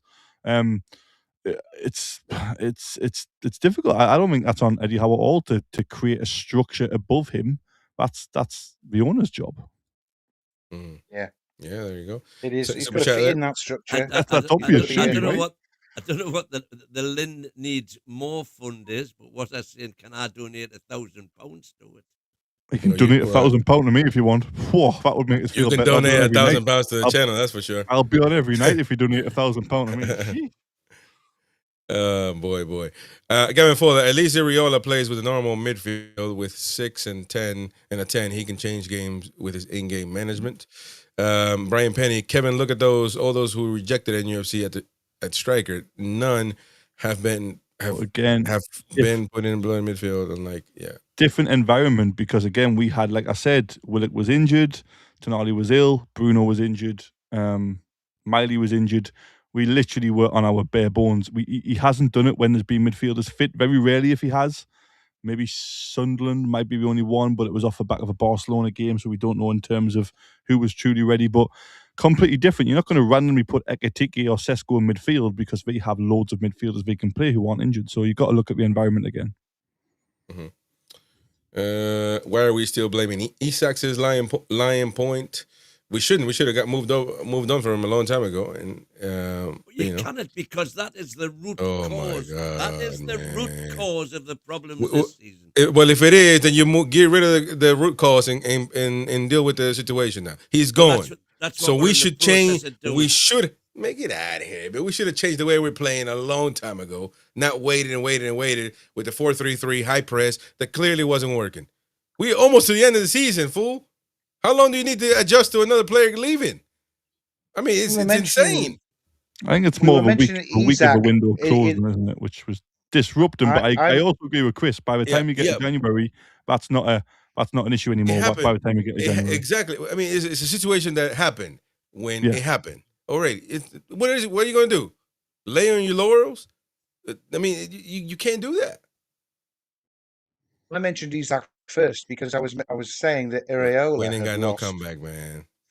3 of his back 4 and Semenyo and Ouattara. Do you know Bournemouth haven't lost since Semenyo went to Man City? It's not an incredible sort of adjustment. Don't tell Wayne that, man. Don't tell Wayne. You are that man. Semenyo. I tell you what, if we went to Saint Semenyo and said, "Oh, That's bloody not an Eddie Howe answer, bro. going back to Bournemouth again," No, they wouldn't. You keep on saying the same thing over and over. Nobody would have said that, man. Semenyo is a proper everybody player. would have said it. No, fans are talking about Eddie Howe trying to go get some guy that nobody knows from Bournemouth. Yeah, and by the way, I don't even think he thinks like that. I don't even believe in that nonsense. That he looks at Bournemouth players and he goes and gets the best, tries to get the best players he can. You put up a comment there with somebody decimating you. Well, I'd love to read that one, if you don't mind.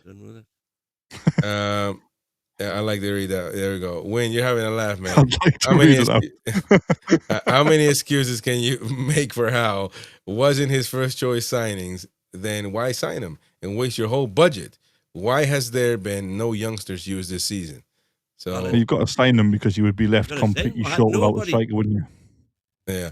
It's either them or nobody. And if you say nobody, there's absolute carnage amongst the fan base. Sean says, let's get this straight. Until the wage situation is sorted out, we ain't going to get a top flight manager. A class manager, we want top-notch players who get paid a good wage. More comments here. Let me see here. Niall Powell, Kev, come on. He was full control of transfers in the summer. He never got interviewed. So say he's got another year, we still have the exact same problem following next. He did get interviewed with season when he was linked with England. I think in terms of full control of transfers, I think he potentially was, but it was all put together last minute because he had every confidence in the director of football having a list of names, a list of players, contacts with agents. That was all probably lined up, and he was letting that guy deal with that. And then a week before the window opens, he's gone. Right, Eddie, you got full control, and he's thought, what was the previous progress made? There's been no handover to where we're up to with these players I've identified. So just because he had full control, it doesn't mean he was in a good environment to be able to thrive. It was a case of lastminute.com again, and another director of football going, and Newcastle being stuck. Mm-hmm. Yeah, interesting. More comments, trolls. Be careful what you wish for, because I can say the same thing to you. Ooh. I just wish for Newcastle to do well. That's all I wish for. Right. That's right. Brian Penny is bad in the ground win for sure. But Sean said the fan base will be tested on Saturday. We will see what they think after 90 minutes of football. That will show the direction we are heading with management. Battle Axe Kevin has no ambition for our club. He's happy to be in and out of Champions League football and get third choice signings. Absolutely not true. Massive ambition for the club, but we have to be realistic. We have to look at what we can achieve with the squad we currently have. And I would argue, if you can name me 5 guaranteed players across our whole squad who get in the first team of the top 5 or top 4 in the league at the minute, then you're struggling. Guys, I agree with Kev on that. We should have cashed out on Botman instead of giving him a new contract. He's never been out the garage. Somebody's got to buy him. Certainly not when he's forced to. When you can't sell him now when he's got a new contract, or it's harder to. So by doing that, we shot ourselves in the foot if we want to sell him. So we'll let him go of a note. Was he going to be a free agent this season? No, he wasn't. He wasn't going to be a free agent this season. You could have put him up for sale. Now, whoever buys him has to sign up for that long contract.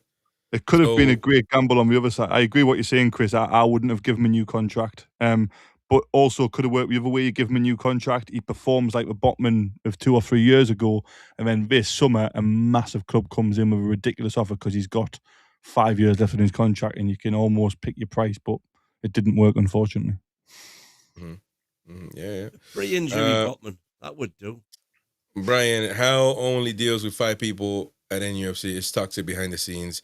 So spew all you like about man management. Howe is a control freak, says Brian. Michael there. Not burnout. He's disappointed with the performances of some players, as Michael says. Gavin Fuller has Kev just blamed the fans. You were speaking earlier. Newcastle fans are, like with most fan bases have them, but there's a lot of Newcastle fans who, look, I'm not going back to it because it's a long time ago, but they hounded Robson out, and they can hound anybody out. It's Newcastle fans, when we are together, let me just say, are one of the best fan bases in world football. But my God, when we are divided, it can be massively a massive Toxic, issue as for we're seeing anybody now. around the club. Yeah. Right. Peter there says, ultimately, I think Howe overrates players like J7 and Gordon. And if they're fit, they're almost straight in. Ramsey evolves our style beyond J7.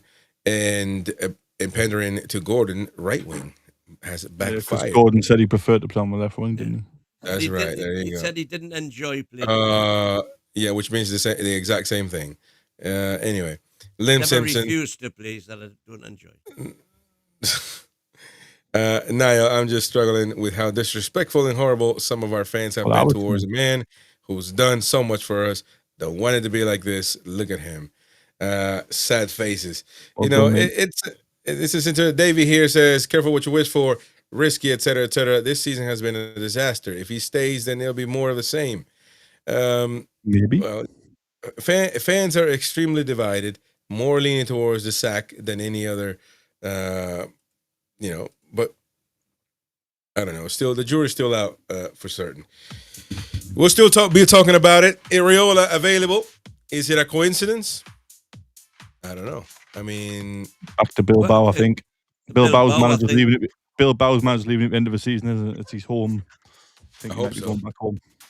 I agree. I agree with you, Chris. I hope so. Because it ain't the Twins it's not will gonna not be later. I know, but I don't know. I'm not. It's great to it's just another disagree. gamble. Disagreeing is amazing. It's just how we disagree, which is for me the important part. And by the way, it's not normal at Bournemouth. You know, everybody that I've read, very, very thankful, grateful of this situation. But also, Iraola has acknowledged that he can't or doesn't want to, or feels like he can't, get Bournemouth into a better position because of everything. He can't win the Champions League, can't win the Premier League. So he acknowledges that this is as far as he can take him. So they mutually have agreed to leave, and he's leaving as a so what hero, even considered above Eddie Howe by many Bournemouth fans. It's the perfect scenario. It's the perfect scenario. Eddie Howe is going down with the ship. So any Bournemouth fan who's been there longer than a couple of years, and I know who they are. I said all Bournemouth fans have been there longer than 4 years, man, because there's no plastic Bournemouth fans. Trust me, there isn't. I said a long time ago, you either die a hero or live to see yourself become a villain. Yeah. There you go. And anyway, we had a lovely show. Thank you very much, everybody that's tuned in. Don't forget to subscribe to the channel. Smash the like button on your way out. Want to say thank you to all the super chatters that got us to our Go Waza, of course. Mainly Tony there as well. Sean Theme Park. Thank you, mate. And Waza gifting 10 memberships as well. Thank you, buddy. I appreciate that very much indeed. I mean, we shall see. The conversation will continue, of course, on this particular. Prosaic, thank you for gifting a membership as well way earlier on. Thank you very much. And yeah, we'll see what happens. More news, of course, gathering around Newcastle United throughout the next hours. So we'll be talking about all that tomorrow. Jordy By's show. Kev, did you wake up in the morning hoping not to be reading the headline? Well, listen, after the show, Kevin and Wynn will be doing an after session on Happy Clapping and all that. I've criticized how more than enough this episode. Yeah, you've been sensible. You've been sensible, to say the least. But tomorrow, don't forget, earlier kickoff for us, 12:30, because the Jordy By show, they'll be looking at the games ahead, of course, of the weekend. And there you go, all the way through 11 p.m. Tomorrow, Michael. No, it's not Michael. It's I think Kevin is hosting. Is it Kevin? Well, he's gonna have to be. He's already compromised in front of the camera. So Kevin's got great hosting skill, by the way. He's great. He's just jumping on like it's like a bicycle, man. You never left it. And then Thursday will be Jack Cunningham from TalkSport be hosting the late night show. Then a lot of news, folks. A lot of news. We got to give it to you. We got to give it to you. But anyway, thank you very much. We'll see you in the next one. Good night. Away the lads. Keep the faith.